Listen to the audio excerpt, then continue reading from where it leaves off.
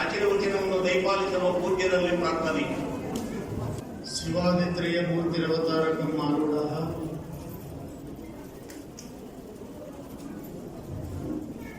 ಶ್ರೀ ಸಿದ್ಧಶ್ಚ ಷಣ್ಮುಖಶ್ಚ ರಾಮನಾಮತ್ರಯೈರ್ಭೂತ್ವಾ ತ್ರಯೋರೇಕಂ ಮೂರ್ತಿ ಗುರುಃ ಗುರುನಾಥಾರೂಢ ಶಿವಪುತ್ರ ಯತೀಶ್ವರೌ ಶಿಷ್ಯ ಪ್ರಶಿಷ್ಯ ರೂಪೇಣ ಬೋಧಕಂ ಗುರುಮಾಶ್ರಯೇ ತತ್ಶಿಷ್ಯಂ ಶಾಂತಿ ಸಾಗರಂ ನಿಜಗುಣ ಕೃತಿ ಭಾಷ್ಯಕೃತಂ ವಿದೇಹ ಮುಕ್ತ ಸ್ವರೂಪಂ ವಂದೇ ಚಿಕ್ಕರಾಮಾರೂಢ ಯತೀಶ್ವರಂ ಸತತಂ ಪದ್ಮದಲಾಸ್ಯಂ ದೇಹತ್ರಯ ವಿಲಕ್ಷಣಂ ಚಿತ್ ಸೂರ್ಯವತ್ ಪ್ರಕಾಶತೆ ವಂದೇ ಅಭಿನವ ಗುರುಂ ತತ್ವಮಸ್ಯಾತ್ಯುಪದೇಶೇನ ಮಮಾತ್ಮ ಕಲ್ಯಾಣಕೃತಂ ಮಮ ದೇಹಸ್ಯ ಮುಖ್ಯ ಪ್ರಾಣಂ ವಂದೇ ಅಭಿನವ ಶಿವಪುತ್ರಂ ವಂದೇ ಅಭಿನವ ಶಿವಪುತ್ರಂ.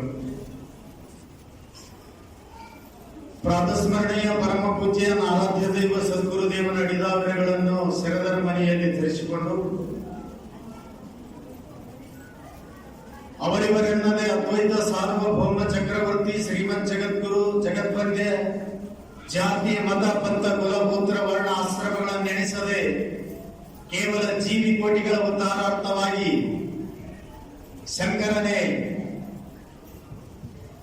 ಅವತರಿಸಿ ಧರೆಗೆ ಬಂದ ಹಾಗೆ ಸಾಕ್ಷಾತ್ ಭರ್ಗೋ ನರಾಕೃತಿ ಎಂಬ ಯುಕ್ತಿಗೆ ಅನುಗುಣವಾಗಿ ಜಗದ ಜೀವಿಗಳನ್ನು ಉದ್ಧಾರ ಮಾಡಲು ಬಂದಿರತಕ್ಕಂಥ ಆರೂಢ ಕುಲ ತಿಲಕ ಸಿದ್ಧಾರೂಢ ಮಹಾಸ್ವಾಮಿಗಳನ್ನೇ ಮೊದಲು ಮಾಡಿಕೊಂಡು ರಾಮಾರೂಢ ಮಹಾಸ್ವಾಮಿಗಳ ಮಧ್ಯವರ್ತಿಯಾಗಿ ಕಾರ್ಯಕ್ಕೆ ಕಾರಣೀಭೂತರಾದ ಚಿಕ್ಕಪ್ಪಂಗಳವರ ಪರ್ಯಂತ ಆರೂಢ ಅವಧೂತ ಸಂತ ಮಹಾಂತರೆಲ್ಲರ ಶ್ರೀ ಚರಣಗಳಿಗೆ ನಮೋ ನಮಃ ಎಂದು ಬಸವಾದಿ ಪ್ರಮಥರನ್ನು ಹೃದಯಾನೇ ಸ್ಮರಿಸಿಕೊಂಡು ಸದ್ಗುರುಗಳ 15ನೆಯ ಪುಣ್ಯಾರಾಧನೆಯ ಈ ಕಾರ್ಯಕ್ರಮದಲ್ಲಿ ಭಾಗಿಗಳಾಗಿ ವೇದಿಕೆಯಲ್ಲಿ ಉಪಸ್ಥಿತರಿರುವ ಸದ್ಗುರುಗಳ ಚರಿತ್ರೆಯನ್ನು ಅತ್ಯಂತ ಹಿತಮಿತವಾಗಿ ಸತ್ಯ ಘಟನೆಗಳನ್ನು ಚಿತ್ರಿಸಿದ ಚರಿತ್ರೆಕಾರರಾದ ಹುಳ್ಳಿಕಪ್ಪನವರ ಪರ್ಯಂತ ಉಪಸ್ಥಿತ ಎಲ್ಲ ಪೂಜ್ಯರಿಗೂ ಶಾಸ್ತ್ರಿಗಳಿಗೂ ಹಾಗೂ ಸಭಾಕಲ್ಪ ವೃಕ್ಷದಲ್ಲಿ ಸಮ್ಮಿಲಿತರಾಗಿರುವ ಸಮಸ್ತ ಶರಣರೇ ಶರಣಿಯರೇ ಸದ್ಭಕ್ತರೇ ನಿಮ್ಮೆಲ್ಲರಿಗೂ ನನ್ನ ಅನೇಕ ನಮನಗಳನ್ನು ಸಮರ್ಪಿಸಿ ಶಿವಸ್ವರೂಪಿಗಳೇ. ಶ್ರೀಗಳ ಬಗ್ಗೆ ಅವರ ಚರಿತ್ರೆಯ ಬಗ್ಗೆ ಶ್ರೀಗಳು ತಮ್ಮ ಅಮೃತ ಹಸ್ತದಿಂದ ಯಾರನ್ನು ಯಾವ ರೀತಿ ಉದ್ಧಾರ ಮಾಡಿದ್ದಾರೆ ಎಂಬುದನ್ನ ಬಹಳಷ್ಟು ಜನ ಸೇವೆಗೈದಿದ್ದಾರೆ. ಶಾಸ್ತ್ರದಲ್ಲಿ ನಿರೂಪಿಸಿದ ಹಾಗೆ ಸದ್ಗುರು ಸೇವೆಯನ್ನು ಗೈದವರು ಅವರು ಯಾರಾದರೂ ಇದ್ರೆ ಚಿಕ್ಕರಾಮಾರೂಢ ಅಪ್ಪಂಗಳವರು ಅಂತ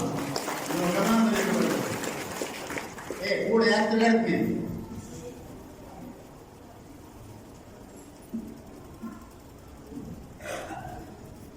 ಯಾಕಂದ್ರ ಗುರುನಾಥಾರೂಢ ಮಹಾಸ್ವಾಮಿಗಳನ್ನ ನೋಡ್ಬೇಕಂತ ಮಹಾಮಂಡಲೇಶ್ವರರು ಬಂದಾರ. ಹರಿದ್ವಾರ, ಋಷಿಕೇಶ ಮೊದಲಾದಂತವುಗಳಿಂದ, ಹಿಮಾಲಯದಿಂದ ಕೆಲವೊಬ್ಬರಿಗೆ ದರ್ಶನನೇ ಆಗಿಲ್ಲ. ಅಂತಹ ಮಹಾನುಭಾವರ ಸ್ಥಿತಪ್ರಜ್ಞರ ಸೇವೆಯನ್ನ 12 ವರ್ಷ ಮೈ ಮುಟ್ಟಿ ಮಾಡಿದ್ದಾರೆ ಅಪ್ಪಂಗಳು ಸೇವಾ. ನನಗೆ ಹೇಳ್ತಿದ್ರು, ಅವರ ಕೈಯೊಳಗ ವಿದ್ಯಾಧ್ಯಯನ ಮಾಡಿದಂತ ಇಂಚಲದ ಭಾರತೀ ಶಿವಾನಂದ ಮಹಾಸ್ವಾಮಿಗಳು ನಮ್ಮ ಅಪ್ಪಗಳ ಕೈಯಾಗೇನೆ ಅವರು ಹಿಂದಿ ಕಲ್ಕೊಂಡು ಆಮೇಲೆ ಬೆಂಗಳೂರಿಗೆ ಹೋಗಿ ಸಂಸ್ಕೃತದೊಳಗೆ ವಿದ್ವತ್ ಮಾಡ್ಕೊಂಡು ಬಂದ್ರು. ಇದುವರೆಗೂ ಅವರು ನಮ್ಮ ಮಠಕ್ಕೆ ಯಾವಾಗಲೇ ಬಂದ್ರೆ ಅಪ್ಪಗಳು ಕೆಳಗೆ ಕೂಡ್ತಿದ್ರು, ಗುರುವಿನ ಹತ್ರ ಮ್ಯಾಲ ಕೂಡಬಾರ್ದು ಅಂತಿದ್ರು ಇಂಚಲ ಭಾರತೀ ಶಿವಾನಂದ ಸ್ವಾಮಿಗಳು. ಈ ಸತ್ ನಮ್ಮ ಕರ್ನಾಟಕದೊಳಗೇನೆ ಅವರು ಅತ್ಯಂತ ಗ್ರೇಟ್ ಸೇಂಟ್.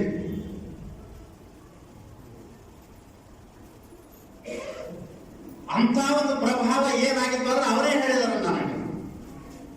ಸೇವಾ ನಮಗೆ ಪಾಠ ಮುಗಿದ ತಕ್ಷಣ ಸಿದ್ಧಾರೂಢರು ಶಯನ ಮಂದಿರದೊಳಗೆ ಅಪ್ಪಗಳು ಹೋಗಿ ಕಣ್ಣು ಮುಚ್ಚಿಕೊಂಡು 4 ತಾಸು ಕೊಡ್ತಿದಾರಂತ ಭಾರತೀಯ ಸ್ವಾಮಿಗಳು ಹೇಳಿದ್ರು ನಮ್ಗೆ. ಆ ಸ್ಥಿತಿ ಅವ್ರಿಗೆ ಈಗ ಅದುವೇ ದಪ್ಪಿಯಾಗ್ಯದ ಅಂತ ಅವ್ರು ಹೇಳ್ತಿದ್ರು. ವೃತ್ತಿ ಹೊರಗೆ ಬಂದಾಗ ಅಪ್ಪಗಳು ಕೂಡ ಹೇಳ್ತಿದ್ರು, ನಾವು ಇಷ್ಟು ವರ್ಷ ಸೇವೆ ಮಾಡಿದ್ದು ಗುರುನಾಥ ಅವರ ಕೃಪೆಯಿಂದ ನಮ್ಮ ಕೈಯಾಗ ಶಕ್ತಿ ಬಂದಿರ್ತಿಲ್ಲ.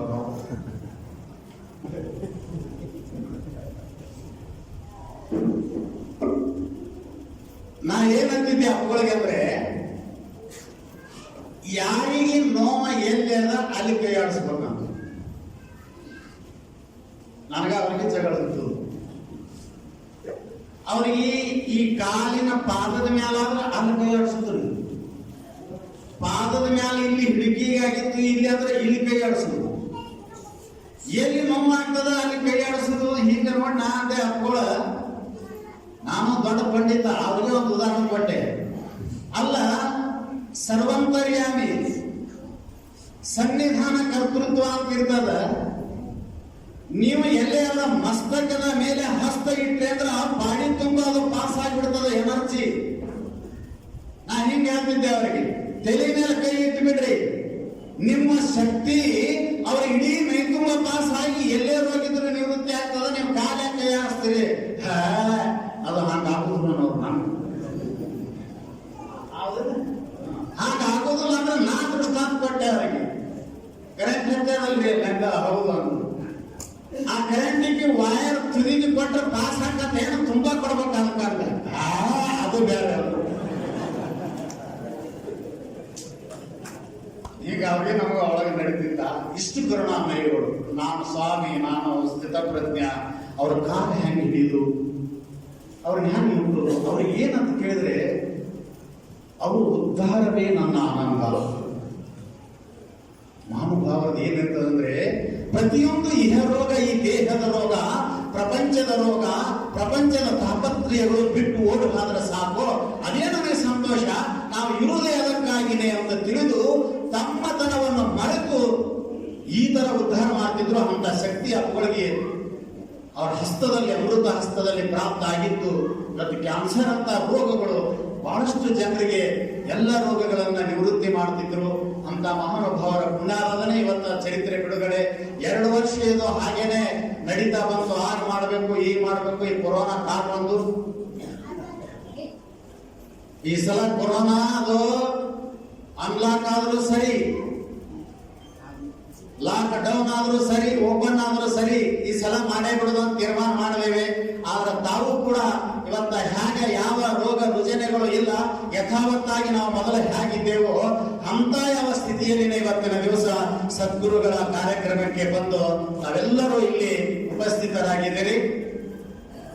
ಅಂತ ಮಹಾನುಭಾವರ ಸನ್ನಿಧಿಯಲ್ಲಿ ನಾವೆಲ್ಲರೂ ಬೆಳೀತಾ ಇದ್ದೇವೆ ಅಂತಂದ್ಮೇಲೆ, ಮನುಷ್ಯನ ಜೀವನ ಅಂತಂದ್ರೆ ಏರುಪೇರದಿಂದ ಕೂಡಿದ ಗಮನದಲ್ಲಿಟ್ಟುಕೊಳ್ಳಿ. ದ್ವಂದ್ವ ಅಂತ ಕರಿತೀವಿ ನಾವು. ಅವುಗಳನ್ನು ಸಹಿಸತಕ್ಕಂಥ ಸಾಮರ್ಥ್ಯ ಮನುಷ್ಯನಿಗೆ ಬರಬೇಕು. ಮೆತ್ತಿ ನಿಲ್ಲತಕ್ಕಂಥ ಗಟ್ಟಿತನ ಬರಬೇಕು. ಯಾಕೆ? ಜೀವನದ ಪಯಣ ಯಾವ ಸಂದರ್ಭದಲ್ಲಿ ಎಂತ ಆಗಂತುಕವನ್ನು, ಅಘಟಿತ ಘಟನೆಯನ್ನು ಘಟಿಸುವಂತ ಸಾಮರ್ಥ್ಯ ನಡೀತದೋ ಗೊತ್ತಾಗುವುದಿಲ್ಲ. ಸುಖ ದುಃಖ, ರೋಗ ಆರೋಗ್ಯ, ಹಿತ ಅಹಿತ, ಅಳುವು ನಗುವು, ಸಿರಿತನ ಬಡತನ, ಮಾನ ಅಪಮಾನ, ಸ್ತುತಿ ನಿಂದೆ, ಇವುಗಳಿಗೆಲ್ಲ ದ್ವಂದ್ವ ಅಂತ ಕರಿತೀವಿ ನಾವು. ಇವು ಎಲ್ಲ ಅದಾವಲ್ಲ, ಇವು ಬಂದೋ ಎಲ್ಲಿಂದ? ಇವತ್ತು ಲಕ್ಷ ಕೊಡ್ರಿ. ಇವತ್ತಿನ ದಿವಸ ಈ ಪ್ರವಚನ ನೀವು ಕೇಳಿಬಿಟ್ರೆ ಸಾಕು. ಜೀವನದಲ್ಲಿ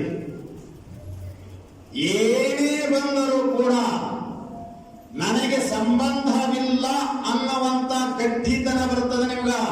ನಾ ಹೇಳೋ ಎಲ್ಲ ನಿಮ್ಗ ಇವು ಬರುವೆ ಜೀವನದಲ್ಲಿ. ಒಮ್ಮೆ ಅವರು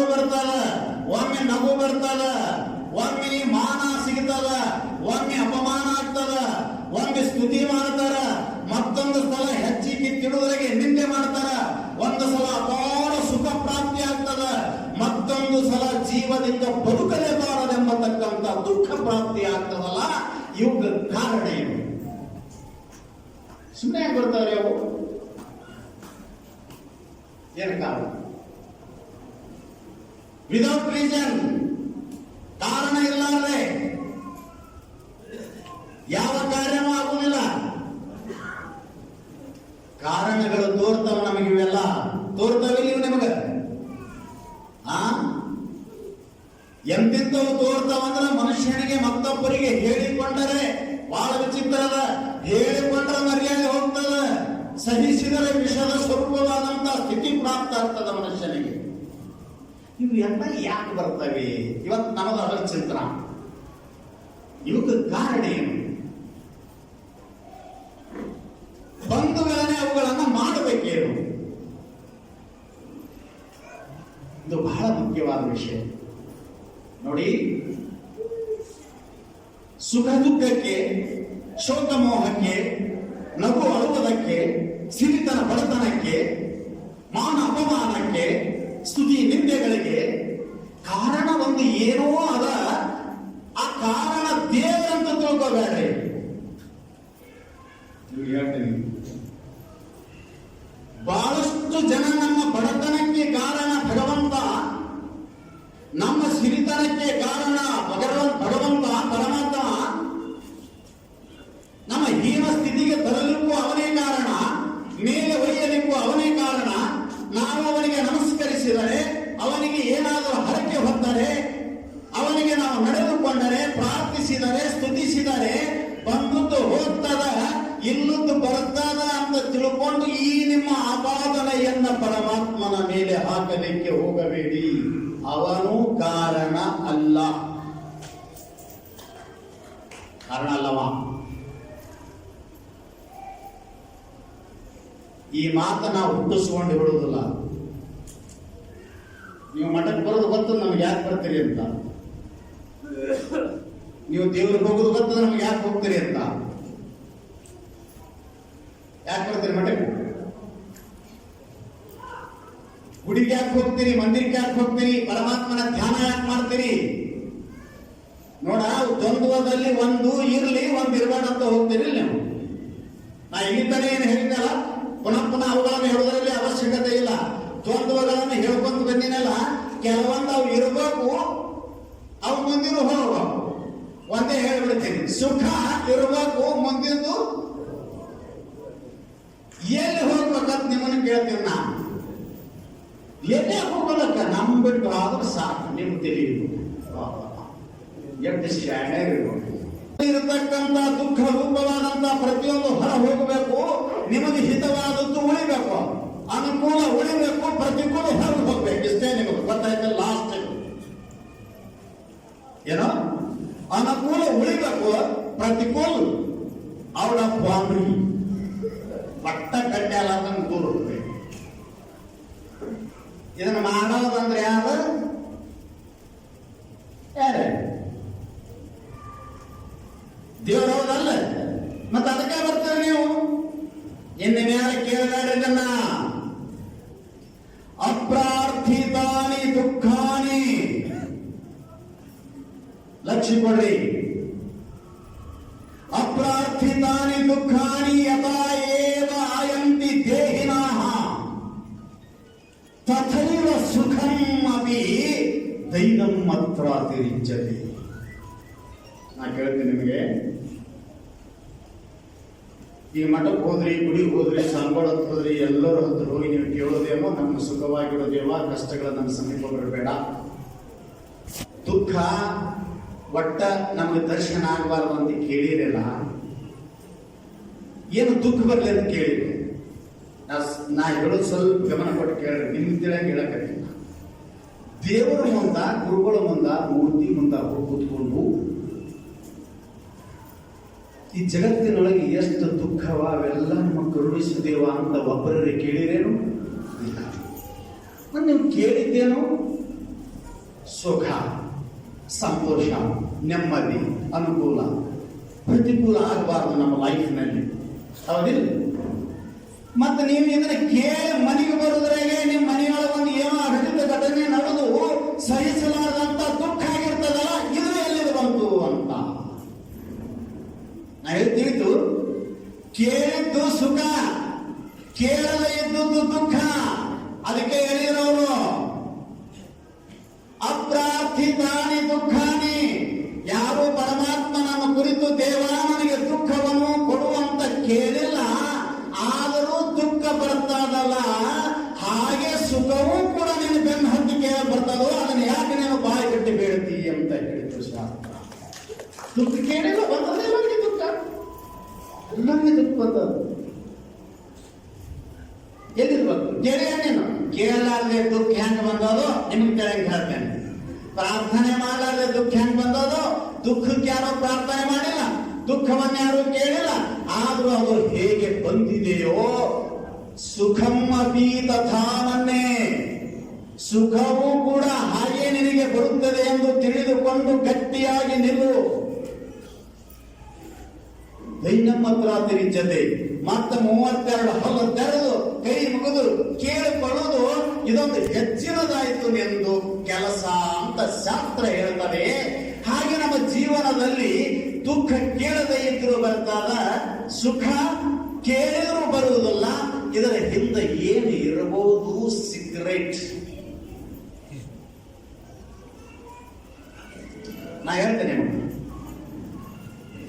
ಅಖಿಲಾಂಡ ಕೋಟಿ ಬ್ರಹ್ಮಾಂಡ ನಾಯಕ ತನ್ನ ಕುರ್ಚಿಯಲ್ಲಿ ಇಟ್ಟುಕೊಂಡು 14 ಲೋಕಗಳನ್ನು ಪರಿಪಾಲನೆ ಮಾಡತಕ್ಕಂತ ಭಗವಂತನ ಕೈಯಲ್ಲಿಯೇ ಇದೆ, ಎಲ್ಲ ಇದೆ. ಅವನಿಗೆ ಕೇಳಿದರೆ ಪರಿಹಾರ ಆಗ್ತದ ಅಂತ ತಿಳ್ಕೊಂಡು ನೀವೇನಾದ್ರೂ ಅವನಿಗೆ ದುಃಖ ನಿನ್ನ ಕಡೆ ತಗೋ, ಸುಖ ನಮ್ಮ ಕಡೆ ಕೊಡು, ಅವಳು ನೀ ತಗೋ, ನಗು ನಮಗೂ ಕೊಡು, ಬಡತನ ನೀ ತಗೋ, ಶ್ರೀಮಂತಿಗೆ ನಮಗೂ ಕೊಡು ಅಂತ ಕೇಳಿದ್ರಿ ಅಂದ್ರ ಇದು ಬಹಳ ದೊಡ್ಡ ತಪ್ಪು ಅಂತ. ಅಷ್ಟೇ ಅಲ್ಲ, ಜೀವನದಲ್ಲಿ ಮಾಡತಕ್ಕಂತ ಅಕ್ಷಮ್ಯ ಅಪರಾಧ ಇದು. ಹೆಂಗಂದ್ರೆ ಯಾರು ಕ್ಷಮ ಮಾಡಲಾರ್ದಂತ ಅಪರಾಧ ಅಂತಿದ್ರು. ಯಾಕ? ಪರಮಾತ್ಮನೇ ಹೇಳ್ದ, ಇದು ನನ್ನ ಕೈಯೊಳಗೆ ಇಲ್ಲ. ಹಿಂಗಂದ್ರೆ ನಿರಾಶೆ ಆಗಿಬಿಡ್ತೀರಿ ನೀವು. ನಮ್ಮ ಶಾಸ್ತ್ರರೇ ಹಿಂಗೆ ಹೇಳ್ತಾರೆ. ನಾ ಹಿಂಗಂದ್ರೆ ಅಂದ್ರೆ ಮುಂದಿನ ಸಲ ಅರ್ಧ ಮಂದಿ ಬರೋದಿಲ್ಲ ಇದ್ರ ಗೊತ್ತದ.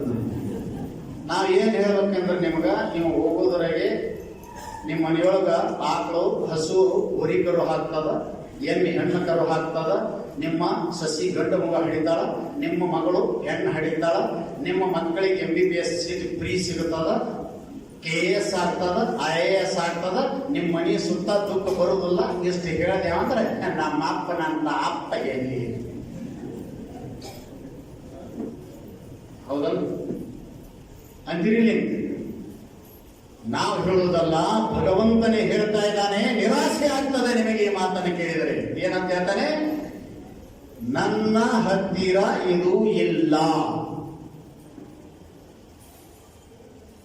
ಅರ್ಜುನನಿಗೆ ಹೇಳಿದ ಮಾತು ಏನಂತ? ನಾದತ್ತೆ ಕಶ್ಯ ಚಿತ್ ಪಾಪಂ ನಜೇಯಂ ಸುಕೃತಂ ಇವು. ಏನ್ ಹೇಳ್ದ? ನಾನು ಯಾರ ಪಾಪವನ್ನು ತೆಗೆದುಕೊಳ್ಳುವವನು ಅಲ್ಲ. ಶ್ರೀಮದ್ ಭಗವದ್ಗೀತೆಯಲ್ಲಿ ಶ್ರೀಕೃಷ್ಣ ಪರಮಾತ್ಮ ಅರ್ಜುನನನ್ನು ಕುರಿತು ಉಪದೇಶ ಮಾಡುವಾಗ ಹೇಳಿದ ಮಾತು, ನಾದತ್ತೆ ಕಶ್ಯಚಿತ್ ಪಾಪಂ ನಚೈವಂ ಸುಕೃತಂ ವಿಭುಃ. ನಾನು ಯಾರ ಪಾಪವನ್ನು ತೆಗೆದುಕೊಳ್ಳುವವನು ಅಲ್ಲ. ಹಾಗೆಯೇ ಪಾಪವನ್ನು ತೆಗೆದುಕೊಳ್ಳುವುದಿಲ್ಲ ಎಂದ ಮೇಲೆ ಯಾರಿಗೂ ನಾನು ಪುಣ್ಯವನ್ನು ಸುಖವನ್ನು ಕೊಡುವವನು ಅಲ್ಲ. ಅವಾಗ ನಿಮಗನಿಸ್ತದೆ ಪಾಪ ತಗೊಳ್ಳೋ ಕೆಪಾಸಿಟಿ ಇಲ್ಲ ಅಂದ್ರ, ಸುಖ ಪುಣ್ಯ ಕೊಡುವಂತ ಸಾಮರ್ಥ್ಯ ಶಕ್ತಿ ಇರಲಿಲ್ಲ ಅಂದ್ರ ಗುರು ಯಾಕಾಗಬೇಕು, ದೇವರು ಯಾಕಾಗಬೇಕು ಅಂತ ನೀವು ಕೇಳಿದ್ರೆ ಅಲ್ಲೇ ಇರೋದು ಮಹತ್ವ. ಎಲ್ರಿ? ಮತ್ತು ಗುರುವಿನ ಹತ್ರ ಅಂತ ಶಕ್ತಿ ಇಲ್ಲ, ನಿಮಗ ಮ್ಯಾಲ ಒಯ್ಯುವ ಶಕ್ತಿ ಇಲ್ಲ. ಅದಕ್ಕೆ ಪರಮಾತ್ಮ ಉದ್ಧರೇದ ಆತ್ಮನ ಆತ್ಮ ನಮ್ಮ ಆತ್ಮೈವ ಅವಸಾದಯತ. ನಿನ್ನನ್ನ ನೀನೇ ಮ್ಯಾಲ ತಗೊಂಡು ಹೋಗ್ಬೇಕು, ಕೆಳಗೆ ಒಯ್ಯಬೇಡ. ನಿನಗೆ ನೀನೇ ಕಾರಣ, ಮತ್ತೊಬ್ಬರ ಮೇಲೆ ಭರವಸೆ ಇಡಬೇಡ. ಯಾರು ಯಾವ ಸಂದರ್ಭದಲ್ಲಿ ಯಾವಾಗ ಅವರು ನಮ್ಮ ಕೈ ಬಿಡ್ತಾರೋ, ನಾವು ಅವರ ಕೈ ಬಿಡ್ತೀವೋ ಗೊತ್ತಿಲ್ಲ. ಶಾಸ್ತ್ರ ಶಾಶ್ವತ ಅಲ್ಲ ಇದು. ನಾವೆಷ್ಟು ಶಾಶ್ವತ ಅಂತ ತಿಳ್ಕೊಂಡೇವಿ. ಕೈ ಬಿಟ್ಟು ಹಾದವ್ರನ್ನ ಕೈ ಬಿಡಂಗಿಲ್ಲ ಮಂದಿ. ನಾ ಮೊನ್ನೆ ಒಬ್ಬ ಸಾಹುಕಾರ ಮಾತಾಡ್ಸಕ್ ಹೋಗಿದ್ದೆ. ಅವ ಲಾಸ್ಟ್ 11th ಅವರ್ ಕೊನೆಗಳಿಗೆ ಆಗಿದ್ದ. ಹಂಗಾದ್ರೆ ಗೊತ್ತಾಗತ್ತಲ್ಲ,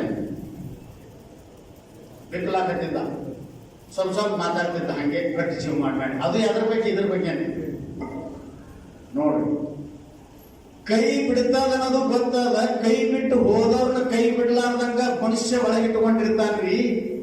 ಅದನ್ನ ಮಾಡಬೇಡ ಅಂತ ಪರಮಾತ್ಮ ಹೇಳ್ತಾನ. ನಿನ್ನನ್ನು ನೀನೇ ಮ್ಯಾಲ ತಗೊಂಡು ಹೋಗು, ನಿನ್ನ ದಂಪತನವನ್ನ ಅವನತಿಯನ್ನ ನೀನು ಮಾಡ್ಕೋಬೇಡ. ನೀ ನಂಬಿದವರೆಲ್ಲರೂ ನಿನ್ನನ್ನು ಮ್ಯಾಲ ಒಯ್ಯುವವರಲ್ಲ. ಯಾರನ್ನ ನೀನು ನಂಬಿ ಯಾರಿಗಾಗಿ ನಿನ್ನ ಸರ್ವಸ್ವವನ್ನು ತ್ಯಾಗ ಮಾಡಿರುವೆಯೋ ಅವರೆಲ್ಲರೂ ನಿನ್ನ ಕೈ ಬಿಡುತ್ತಾರೆ.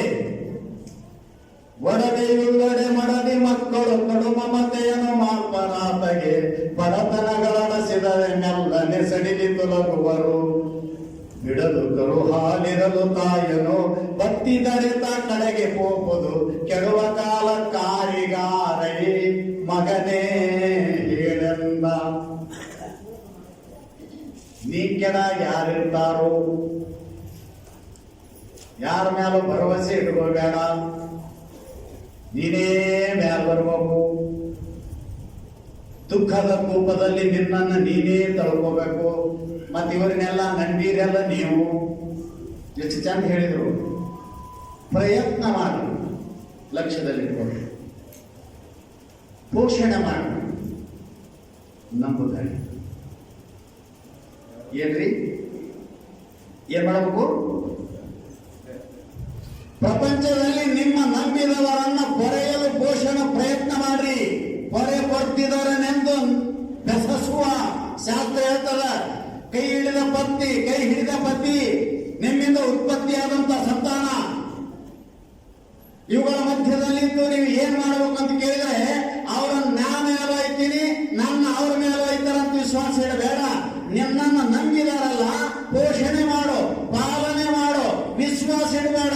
ಇವರಿಂದಲೇ ನಾನಾದೆ, ಇವರಿಂದಲೇ ಹೋಗುತ್ತೇನೆ ಎಂಬುವ ನಂಬಿಕೆ ಬೇಡ. ಯಾಕಂತ ಕೇಳಿದ್ರೆ ಹೇಳಿತು ಶಾಸ್ತ್ರ, ಇವರ ನಂಬಿಕೆ ಎಲ್ಲಿಯವರೆಗೆ ಅಂತ ಕೇಳಿದ್ರೆ, ಇವರ ವಿಶ್ವಾಸ ಎಲ್ಲಿಯವರೆಗೆ ಅಂದ್ರೆ, ಮಡದಿ ಮಕ್ಕಳು ಬಂಧುಗಳು ಎಲ್ಲರೂ ಇವರು ಹೆಂಗ ಅಂತ ಕೇಳಿದ್ರೆ, ಅದಕ್ಕೆ ಬಂಧು ಅನ್ನೋದಕ್ಕೆ ಭಾಷ್ಯಕಾರ ಬರೆದ್ರು.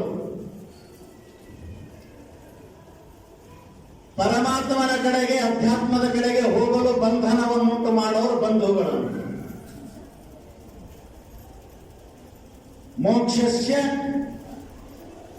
ಪ್ರತಿಬಂಧನತ್ವಾತ್ ಬಂಧು. ಮೋಕ್ಷಕ್ಕೆ ಹೋಗಲು ಯಾರು ಅಥವಾ ಪರಮಾತ್ಮನ ಕಡೆಗೆ ಅಧ್ಯಾತ್ಮಕ್ಕೆ ಹೋಗಲು ಯಾರು ಪ್ರತಿಬಂಧಕವನ್ನು ಮಾಡ್ತಾರೋ ಅವರೇ ಬಂಧುಗಳು. ನಿಮ್ಮ ಜೀವನದಲ್ಲಿ ಪರಮಾರ್ಥದ ಕಡೆಗೆ ಬರಲಿಕ್ಕೆ ಬಂಧನವನ್ನುಂಟು ಮಾಡವರೇ ಇವರೆಲ್ಲ. ಇವರು ಎಲ್ಲಿವರೆಗೆ ಇರ್ತಾರ ಅಂತಂದ್ರೆ, ನೀ ಎಲ್ಲಿವರೆಗೆ ಇವರನ್ನು ಚೆನ್ನಾಗಿ ನೋಡಿಕೊಂಡು ಹೋಗ್ತೀಯೋ, ನಿನ್ನ ಹತ್ರ ಎಲ್ಲಿ ತನ ನಮ್ಮನ್ನು ನೋಡತಕ್ಕಂತ, ನಮ್ಮನ್ನ ಸೌಖ್ಯವಾಗಿಡುವ ಕೆಪಾಸಿಟಿ ಅದ ಅನ್ನೋದನ್ನ ನಿನಗನ್ನ ಹತ್ರ ಗೊತ್ತಾಯ್ತ? ದೃಷ್ಟಾಂತ ಕೊಟ್ಟರು. ನಿನ್ನ ಹತ್ರ ಒಡವೆ ಇರಬೇಕು ಅಂದ್ರೆ ರೊಕ್ಕ ಇರಬೇಕು, ದ್ರವ್ಯ ಇರಬೇಕು, ಅವುಗಳನ್ನು ಗೆಳಿಸ್ತಕ್ಕಂತ, ಸಂಗ್ರಹ ಮಾಡ್ತಕ್ಕಂತ ಶಕ್ತಿ ಮೈಯಲ್ಲಿರ್ಬೇಕು. ಹೆಂಡತಿ ಪ್ರೀತಿ ಮಾಡ್ತಾಳ, ಮಕ್ಕಳ ಪ್ರೀತಿ ಮಾಡ್ತಾರ. ನಮ್ಮ ಮನೆಯವ್ರಂದ್ರೆ ದೇವ್ರು ಇರ್ತಕ್ಕಂಥಳಾಗಿ ಆಕೆ ಕೇಳ್ದಂಗೆ ಸೀರೆ ಕೊಡು, ಬಂಗಾರ ಕೊಡು, ಖರ್ಚಿಗೆ ರೊಕ್ಕ ಕೊಡು. ನಮ್ಮ ಮನೆಯವ್ರಂದ್ರೆ ದೇವ್ರು ಇದ್ದಂಗೆ. ಮೈ ಡ್ಯಾಡಿ ಈಸ್ ಗಾಡ್ ಅಂತ ನಮ್ಮ ಅಪ್ಪ ಅಂದ್ರೆ ದೇವ್ರ, ಅವಾಗೆಲ್ಲ ರೊಕ್ಕ ಕೊಡ್ಬೇಕು, ಅವ್ರಿಗೆ ಕೊಡೋದು ಬಂದ್ ಮಾಡ. ಆಕೆ ಅಂತಾಳ, ಅದ್ರಾಗೇನೋ ಹೆಣ ಎತ್ಲಿ ಬಂದ್ ನೋಡೋ ಖಾಲಿ ಕೈ ತಗೊಂಡ್ ಅಂತಾಳ ಆಕೆ. ನೀವು ಇಲ್ಲಿ ಎದ್ದಿರಲ್ಲ, 1-2 ದಿನ ಮನೆ ಬಿಡ್ರಿ, ಗೊತ್ತಾಗತ್ತೆ. ಇವತ್ತೇನು ಈ ಕಡೆ ಬಂದಿರಿ, ಮನೆಗೆ ಹೋಗ್ಬೇಡ್ರಿ. ಈ ಕಂಪ್ನಿ ಈ ಕಡೆ ಭಾಳ ದಿವಸ ಅಲ್ಲ, 8 ದಿವಸ ಬಿಟ್ಟು ಮನೆಗೆ ಹೋಗಿ ಯಾವಾಗ ಅವ್ರ ಮುಖ ನೋಡ್ರಿ, ಗೊತ್ತಾಗತ್ತೆ.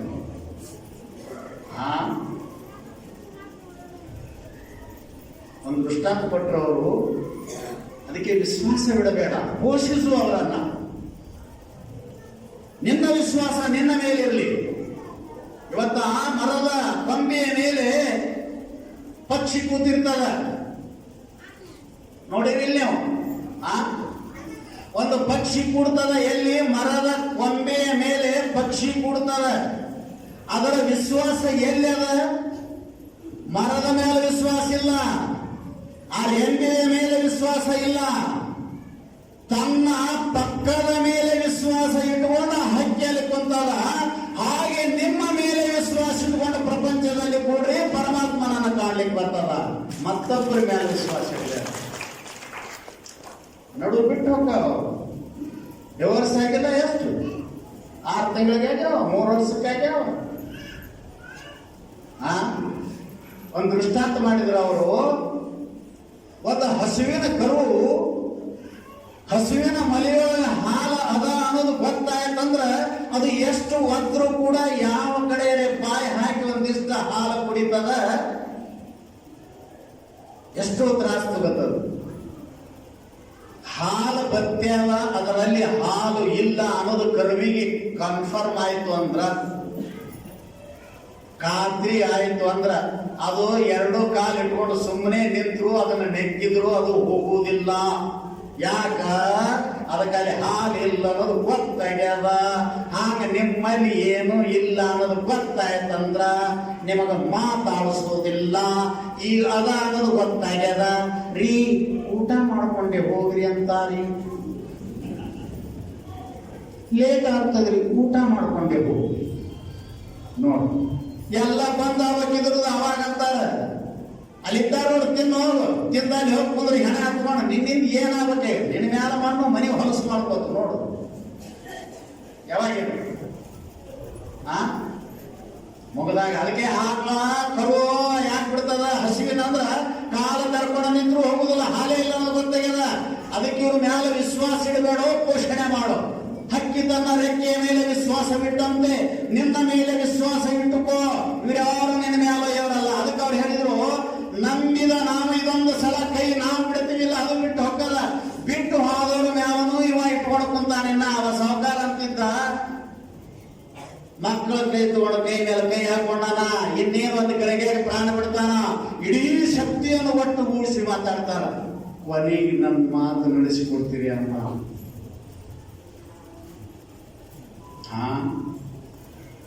ನಾನು ನಿಂತಿದ್ದೆ, ಕೊನೆಗೆ ನನ್ನ ಮಾತು ನಡೆಸಿಕೊಡ್ತಾನ. ನಮ್ಮ ದೊಡ್ಡ ಶ್ರೀಮಂತದನ, 1-5 ಎಕರೆ ಮಠಕ್ಕೆ ಹಚ್ಚುಗಿತ್ತು ಅಂತಾನಂತ ನಾ ಈಗ ನಾ ಬಾಯಿ ತರ್ಕೊಂಡು ಕೂತಿದ್ದೆ. ಇಲ್ಲ, ಮಠಕ್ಕೆ ಕಟ್ಟಡ ನಡೆದದ, 1-5 ಲಕ್ಷ ರೂಪಾಯಿ ಇಟ್ಟಿನಿ ಬ್ಯಾಂಕ್ನಾಗ, ಅವ್ ಸ್ವಾಮಿಗಳಿಗೆ ನಡೆಸಿ ನನ್ನ ಜೀವನ ಪಾವನ ಮಾಡ್ರಿ ಅಂತ ಹೇಳ್ತಾನ ಅಂತೇಳಿ ನಾ ಬಾಯಿ ತರ್ಕೊಂಡು ಕೂತಿದ್ದೆ. ಮಕ್ಕಳ ಕೈ ತೊಗೊಂಡಿದ್ಕೊಂಡು ನನ್ನ ಕೊನೆ ಮಾತು ನಡೆಸ್ಕೊಡ್ರಿ, ನನ್ನ ಕೊನೆ ಮಾತು ನಡೆಸ್ಕೊಡ್ರಿ. ಏನು ಕೊನೆ? ನಾವು ಇಲೆಕ್ಷನ್ ಕೌಂಟಿಂಗ್ ಕೇಳ್ದಂಗೆ ಆಗತ್ತಿತ್ತು.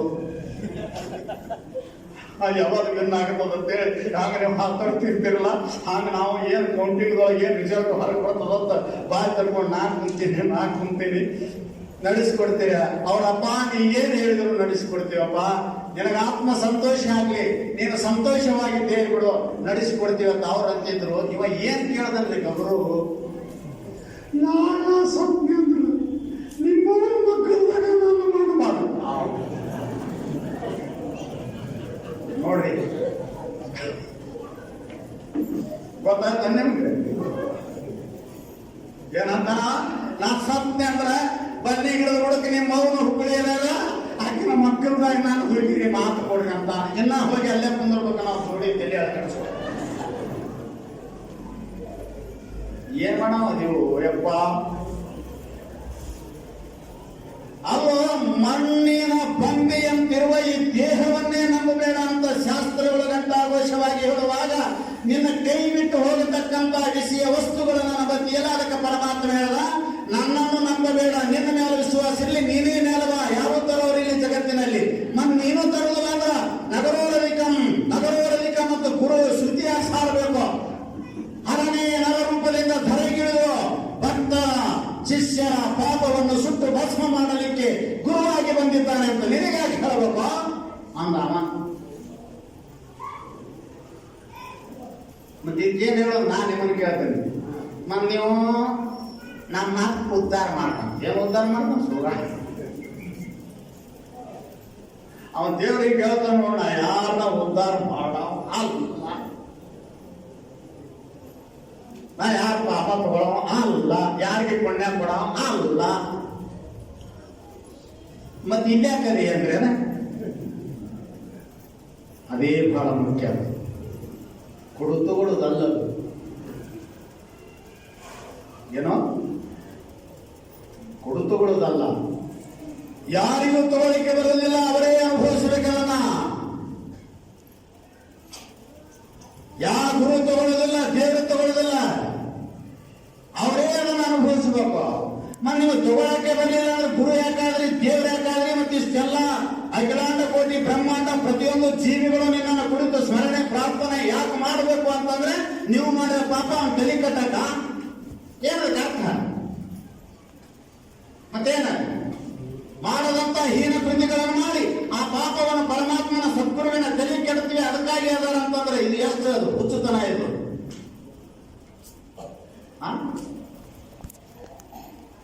ಮತ್ತೇನ್ ಮಾಡಬೇಕು? ಮತ್ತೆ ಇವ್ರು ಹಾಕ್ಬೇಕು ಅಂತ ಕೇಳಿದ್ರೆ ಲಕ್ಷ್ಯ ಕೊಟ್ಟು ಕೇಳ್ರಿ. ದಿಶತಿ ಇತಿ ದೇಶಿಗ, ಅವ ಏನ್ ಮಾಡ್ತಾನಂದ್ರ ಪರಮಾತ್ಮ ಆಗಲಿ ಸದ್ಗುರು ಆಗಲಿ ನೀ ಬಂದದ್ದನ್ನ ನೀನೇ ಅನುಭವಿಸ್ಬೇಕು. ಇದನ್ನ ಇವತ್ತು ಡೇಟ್ ಹಾಕಿ ಬರ್ಕೊಂಡು ಬಿಡ್ರಿ. ನೀನ್ ಯಾವ ಬೇಕಾದ ಗ್ರಂಥ ತೆಗೆದು ಹೋದ್ರಿ, ಬೇಡ ನನಗೇನ ಶಾಣೆನ ಹತ್ರ ಕೇಳ್ಕೊಂಡು ಬಂದರೆ ಹೂ ಅಂದ್ರಿ. ಏನಂತ ನಿಮಗೆ ಬಂದದ್ದು ಇವ್ ಹೆಣ್ಮಕ್ಳೇನ ಹಗರದಾರಂದೇನು, ಇವ್ರಿಂದ ಕುಂದರ್ಸಿದ್ರೆ ನನ್ಗಿನ ಚಂದ ಶಾಸ್ತ್ರ ಹೇಳ್ತಾರೆ. ನಾ ಹೇಳೋ ಮಾತು ನೀವು ಹೇಳ್ತೀರಿ, ಮಾಡದವ್ರು ಉಳ್ತಾರ, ನೀವು ಸುಮ್ಮನೆ ಅವ್ರು ಹೇಳ ಇದು ಗೊತ್ತಿಲ್ಲ ನಿಮಗೆ. ಏನಂತ ಮಾಡದವ್ರು ಉಳ್ತಾರ, ಇದು ನೆಮ್ಮದ ಯಾವ ಇವರು ಮಾಡಿದ್ದು ಈ ಕಂಪ್ನಿ ಯಾರಿಗೆ ಗೊತ್ತಿಲ್ಲ ಶಾಸ್ತ್ರ. ಮತ್ತೆ ನಾವ್ ಯಾಕೆ ಹೇಳ್ಬೇಕು? ಎಷ್ಟು ಸಲೀಸಾಗಿ ಶಾಸ್ತ್ರ ಗಾದೆಯ ಮಾತಿನೊಳಗೆ ಬಂದದ. ಮಾಡದವ್ರು ಉಳ್ತಾರ ಮಣಿ ಅಂತ ಕಡಬ, ಮಾಡಿದ್ದು ಮಾರಾಯ ಕೊಳ್ಳಕ್ಕೆ ಹೋಗ್ತಿರೋ ಮಂದಿಗೆ ಅವಿವೇಕಿಗಳೇ. ಪರಮಾತ್ಮ ಗುರು ಯಾಕೆ ಬೇಕು? ಅದಕ್ಕೆ ಬೇಕು ಗುರು. ನೀನು ಮಾಡಿದ ನಾ ಹೇಳಿದ್ನಲ್ಲ, ಇದಕ್ಕೊಂದು ರೀಜನ್ ಅದ, ಸುಖಕ್ಕೆ ದುಃಖಕ್ಕೆ ನಗುವಿಗೆ ಅಳುವಿಗೆ ಮಾನ ಅಪಮಾನ ಸ್ತುತಿ ನಿಂದೆಗಳಿಗೆ ಒಂದು ಕಾರಣ ಅದ. ಅದು ಯಾವುದು ಅಂತ ಕೇಳಿದ್ರೆ, ನೀನು ಮಾಡಿದ ಸತ್ಕರ್ಮ ದುಷ್ಕರ್ಮದ ಪ್ರಯುಕ್ತವಾಗಿ ಬಂದಂತ ಸುಖ ದುಃಖಗಳನ್ನ ನೀನೇ ಅನುಭವಿಸಬೇಕು, ಯಾರಿಗೂ ತಗೊಳಕ್ ಬರೋದಿಲ್ಲ. ಆದರೆ ನಿನ್ನ ಹೃದಯ ವಿದ್ರಾವಕವಾಗಿರತಕ್ಕಂತ, ಸಹಿಸಲಿಕ್ಕೆ ಅಸದಳವಾಗಿರತಕ್ಕಂತ ದುರ್ಘಟನೆಗಳು ನಡೆದಾಗ, ಆ ದುಃಖಗಳು ಬಂದು ಎದುರಿನಲ್ಲಿ ನಿಂತಾಗ ಅವುಗಳನ್ನ ಹೇಗೆ ನಿವಾರಣೆ ಮಾಡ್ಕೋಬೇಕನ್ನೋ ತೋರಿಸೋಕೆ ಸದ್ಗುರುಗಳು ಬೇಕು ತಗೊಳ್ಳೋದಕ್ಕಾಗಿ.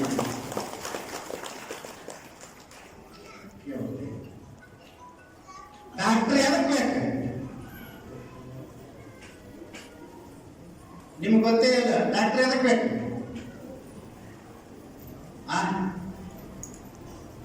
ಎದಕ್ಕೂ ಬ್ಯಾಡ ಅಂತ ಯಾಕವಾದ್ರೆ 3.5 ಲಕ್ಷ.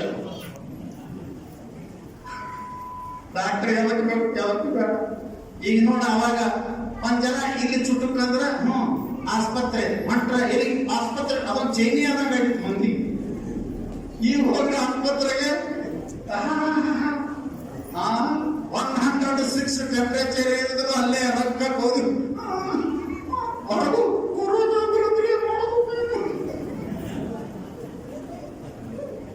ಅವಾಗ ಇಲ್ಲಿ ಚುಟ್ಟಂದ್ರ ಅಲ್ಲಿ ಹೇಳ್ತಾರ ಎಲ್ಲಿಗೆ ಆಸ್ಪತ್ರೆ. ಅದೇನೇನು ವಾಕಿಂಗ್ ಡಾಕ್ಟರ್ ಎದಕ್ ಬೇಕು ನೋಡಿ, ಲಕ್ಷ್ಯ ಕೊಡಿ. ಡಾಕ್ಟರ್ ಇರೋದು ಜೀವ ಉಳಿಸುವುದಕ್ಕಾಗಿ ಅಲ್ಲ. ನನ್ನ ಮಾತಿನ ಕಡೆ ಗಮನ ಕೊಡಿ. ಡಾಕ್ಟರ್ ಕಡೆ ಜೀವ ಉಳಿಸುವುದಿತ್ತಂದ್ರ ಜನನ ಮರಣಕ್ಕೆ ಕಾರಣವಾದ ಭಗವಂತ ಸರ್ವಜ್ಞನ ಕೆಲಸ ಏನಿದೆ? ಏತತ್ ವೇದನಾಯಾಶ್ಚ ನಿಗ್ರಹ ವೈದ್ಯಸ್ಯ ವೈದ್ಯತ್ವಂ ನದು ಪ್ರಬಲಾಯುಷಃ.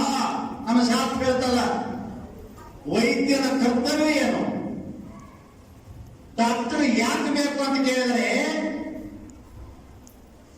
ವೇದನಾಯಾಶ್ಚ ನಿಗ್ರಹ. ಅವನಿಗೆ ರೋಗ ಹೆಂಗ ಉತ್ಪತ್ತಿ ಆಯ್ತು, ಡಾಕ್ಟರ್ ಇಷ್ಟೇ ಕರ್ತವ್ಯ, ಅದು ಚಲೋ ಡಾಕ್ಟರ್, ಒಳ್ಳೆಯ ಮಿತ್ರ. ಈ ರೋಗದ ಉತ್ಪತ್ತಿಗೆ ಕಾರಣ ಏನು, ಇದನ್ನ ನಿಯಂತ್ರಣ ಹೆಂಗ್ ಮಾಡಬೇಕು, ಇದನ್ನ ಹೆಂಗ ಅವನಿಗೆ ಬಂದ ರೋಗ ತೆಗಿಬೇಕು ಅಂತ ಪ್ರಯತ್ನ ಮಾಡೋದಷ್ಟೇ. ಏತತ್ತು ವೈದ್ಯಸ್ಯ ವೈದ್ಯತ್ವಂ, ಇಷ್ಟೇ ಅವನ ಕರ್ತವ್ಯ. ರೋಗ ಹೆಂಗ ಹುಟ್ಟಿತು, ಇದನ್ನ ನಿವಾರಣೆ ಹೆಂಗ್ ಮಾಡಬೇಕು, ಇವೆರಡು ಅವನ ಕೈಯಲ್ಲ. ನದು ಪ್ರಭುರಾಯುಷಃ, ನಮ್ಮ ಕರ್ಮದಿಂದ ನಾವು ತನ್ನ ಆಯುಷ್ಯದಲ್ಲಿ ಬದಲಾವಣೆ ಮಾಡೋದು ಅವರ ಅಪ್ಪಗೂ ಇಲ್ಲ. ಜೀವ ಉಳಿಸೋ ಡಾಕ್ಟರ್ ಅಲ್ಲ, ರೋಗ ತೆಗೆಯೋ ಡಾಕ್ಟರ್. ನೀವು ಅದಕ್ಕೆ ಅರ್ಜಿಗೆ ಹೋಗ್ಬೇಕು. ನೀವು ಸಾಕು, ಏನ್ ಬೇಕಾದ್ ಹೋಗ್ಲಿ, ನಾನು ಉಳಿಸ್ಕೋರಿ ಅಂತ ಇವ. Don't worry, you are my patient ಅಂತ ಅವ.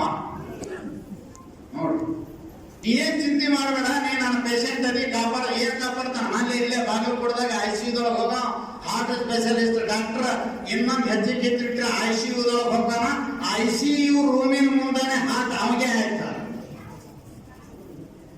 ಅವ ಹೇಳ್ತಾನ, don't worry my patient, I save you ಅಂತ. ಅವ ನೀನು ಉಳಿಸ್ಕೋತೀನಿ, ನೀವು ಹೋಗ್ಬೇಡ, ನೀ ಏನ್ ಧೈರ್ಯ ಬಿಡ್ಬೇಡ. ಅವನೇ ಹೋದ ಬಟಕ್ಕಂತ. ಎದಕ್ ಬೇಕು?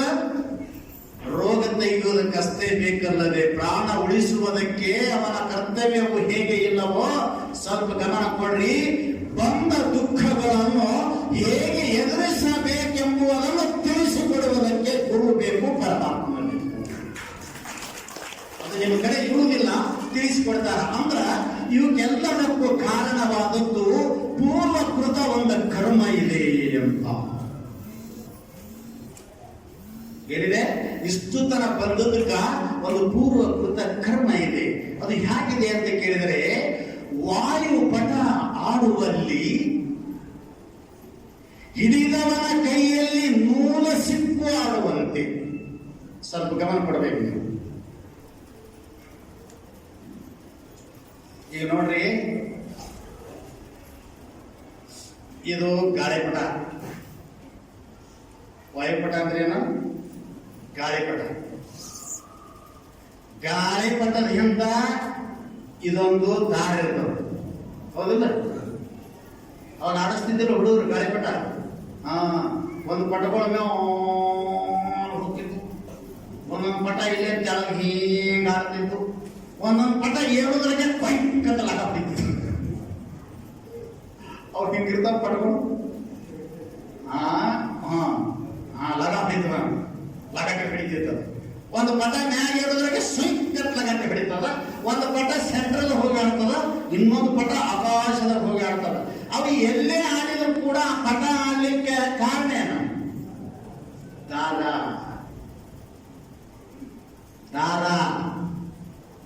ಅದಕ್ಕೆ ನಾ ಹೇಳುದು ನೀವು ಹೇಳ್ತೀರಿ, ದಾರ ಗಟ್ಟಿ ಅದ ಒಂದು ಏನು ಹುಡುದಾರ ಎನಿಸ್ಬಿಡ್ಬೇಕು.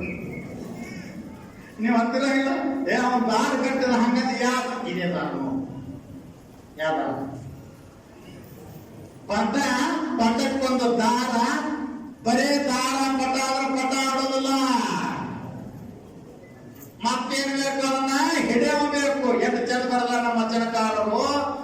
ವಾಯುಪಟ ಆಡುವಲ್ಲಿ ಸೂತ್ರವು ಹಿಡಿದವನ ಕೈಯೊಳಗೆ ಸಿಲುಕಿ ಆಡುವಂತೆ.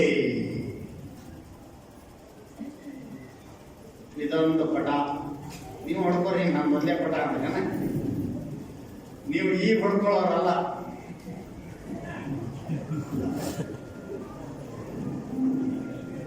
ಇಲ್ಲಿ ಯಾವಾಗ ಹೊಡ್ಕೊಳ್ಳೋರು ಯಾವ ಈಗ ಹೊಡ್ಕೋರಿ ಪಟದಾಗ ನಾನು ಎದುರಿ ಇದೊಂದು ಪಟ ಈಗ ಹೊಡ್ಕೊಳ್ರಿ. ಅಲ್ಲಿ ಹೊಡ್ಕೊಳ್ಳೋರು ನಾ ಹ್ಯಾಂಗ ಮಾಡ್ಲಿ ಅಲ್ಲ, ಅಳೋರು ಹಿಂಗೆ ಹೇಳ್ತಾರಲ್ಲ, ನಾ ಹ್ಯಾಂಗ ಮಾಡ್ಲಿ ನಮ್ಮ ಗುರುವೇ. ನಾ ಅಲ್ಲಿ ಈ ಯಾತ್ರಿಕ ಮಂದಿಗೆ ನೀವು ನನ್ನ ಉಪದೇಶ ಕೇಳ್ಬೇಡ್ರಿ ಮರೆ. ಅವ್ರು ಅಳುವುದು ಕೇಳಿದ್ರೆ ನಿಮ್ಗೆ ಬ್ರಹ್ಮಜ್ಞಾನ ಆಗ್ತದೆ. ನೀವು ನಮ್ಮ ಶಾಸ್ತ್ರ ಕೇಳಬೇಡ್ರಿ, ಮಠಕ್ಕೆ ಬರಬೇಡ್ರಿ, ಉಪದೇಶ ತಗೋಬೇಡ್ರಿ, ಏನು ಗದ್ದಲ ಸೋಸ್ಬೇಡ್ರಿ. ಹೆಣ ಸತ್ತಾಗ ಮನುಷ್ಯ ಸತ್ತಾಗ ನಮ್ಗೆ ನೋಡ್ಬೇಕಲ್ಲ. ಅದು ಸತ್ತಾಗ ಕುಂದ್ರಿಸಿ ಏನ್ ಅಳ್ತಾರ ಹೆಣ್ಮಕ್ಳು. ನೀವು ಲಕ್ಷ ಪಟ್ಟು ಕೇಳಿದ್ರಿ ಬ್ರಹ್ಮಜ್ಞಾನಿಗಳ ನೀವು. ನಿನ್ನ ಹೆಣದ ಮುಂದೆ ಕೂತ್ರು ಕೂಡ ನಿನ್ನ ಕತ್ತಿ ದುಡಿಸದಂಗ ದುಡಿಸ್ಬೇಕಂತಾನೆ ಹೇಳ್ತಾರೋ ಗುರುವೇ.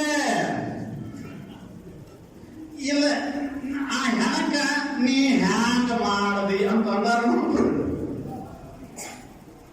ನೀ ಹ್ಯಾಂಗ ಮಾಡದಿ, ನೀ ಎಲ್ಲಿ ಹೋದಿ, ಎಲ್ಲಿ ಹೊಟ್ಟಿ ಅಂತ ಹೀಗೆಲ್ಲಿ ಒಬ್ರು ಅಂತಿಲ್ಲ. ನಾ ಹ್ಯಾಂಗ ಮಾಡ್ಲಿ, ನನ್ನ ನಡು ನೀರಾಗ ಕೈ ಬಿಟ್ಯೋ, ನಡುಮಧ್ಯಾಹ್ನದಾಗ ತಾಳೆ ಹರಿದಿವೋ ನನ್ನಪ್ಪ. ಮಗಳ ತೆರೆಗಾಲಕ್ಕೆ ಹಾಕ್ತೀನಿ.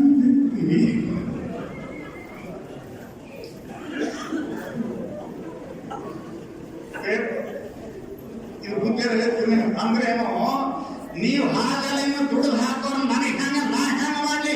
ನೀ ಇಟ್ಟಂದ್ರೆ ನಾ ಕತ್ತಿಗತ್ತೆ ದುಡಿದು ಹಾಕ್ತೈತಿ, ನಾವು ಗೌಡನ್ನ ಬ್ರಹ್ಮಜ್ಞಾನ ಆಗೋದಿಲ್ಲ. ಕತ್ತು ದುಡ್ದಾಗ ದುಡಿತಿದ್ದೆ, ನಾ ಸುಮ್ಕೊಂತಿದ್ದೆ. ನೋಡಂತ ಹಾಕಿ ಮಗಳ ತಲೆ ಮೇಲೆ ಅಕ್ಕಿಗಳ ಹಾಕಲಿಲ್ಲ, ಮಗನ ಸಾಲಿ ಪೂರ ಮುಗಿಸ್ಲಿಲ್ಲ. ಪಡಸಾಲಿ ಹವಾ ಬಿಟ್ಟು ಹೊಂಟಿ ರೂಮ್ ಸ್ಲ್ಯಾಬ್ ಹಾಕ್ಲಿಲ್ಲ ನಮ್ಮ ಗುರುವೆ. ಅಂದ್ರೆ ಅದನ್ನೆಲ್ಲ ಸ್ಲ್ಯಾಬ್ ಈಗ ಹಾಕಿ ಈಗಿನ ಒಳಗೆ ಕುಂದಿರಿಸಿ ಪಾಠ ಪೂಜೆ ಮಾಡ್ಬೇಕವ.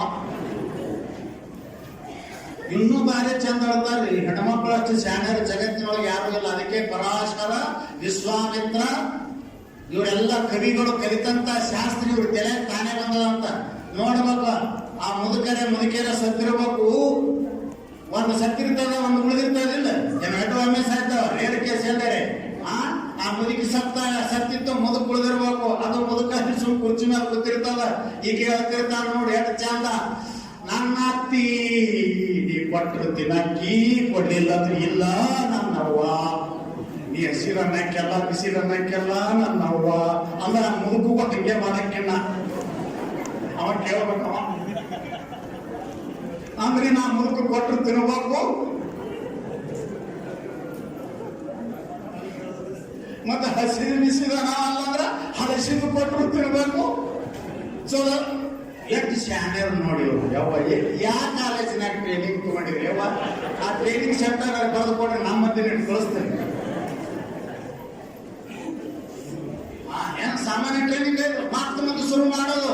ನಮ್ಮ ಹೆಣ್ಣು ಮಕ್ಕಳು ಅಂತವ್ರು ಸುಮ್ಮನೆ ಕರೆದ್ರು ಬರ್ತಾರ, ಕರೀಲಿಲ್ಲ ಅಂದ್ರೆ ಅವ್ರ ಹೆಣ್ಣು ಮಕ್ಕಳು ಮನೆಗೆ ಬರ್ಬಾರ್ದು ನೋಡಿದ್ರು.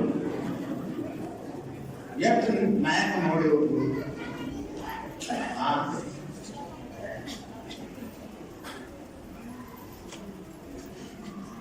ಏನಿದೆ ನಡೆದೈತಲ್ಲ,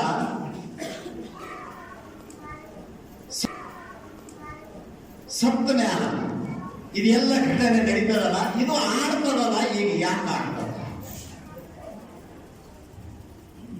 ಇದು ಆಡ್ತದಲ್ಲ, ಎದುರ ಆಧಾರ ಮೇಲೆ ಆಡ್ತದ.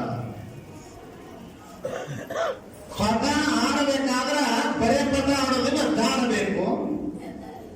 ಬರೇ ದಾಡಿದ್ರೆ ನಡೆಯುವುದಿಲ್ಲ. ಅದಕ್ಕ ಸೂತ್ರಕ್ಕೆ ಸೂತ್ರಧಾರ ಬೇಕು ಅಂತ ಗಮನ ಕೊಡ್ರಿ.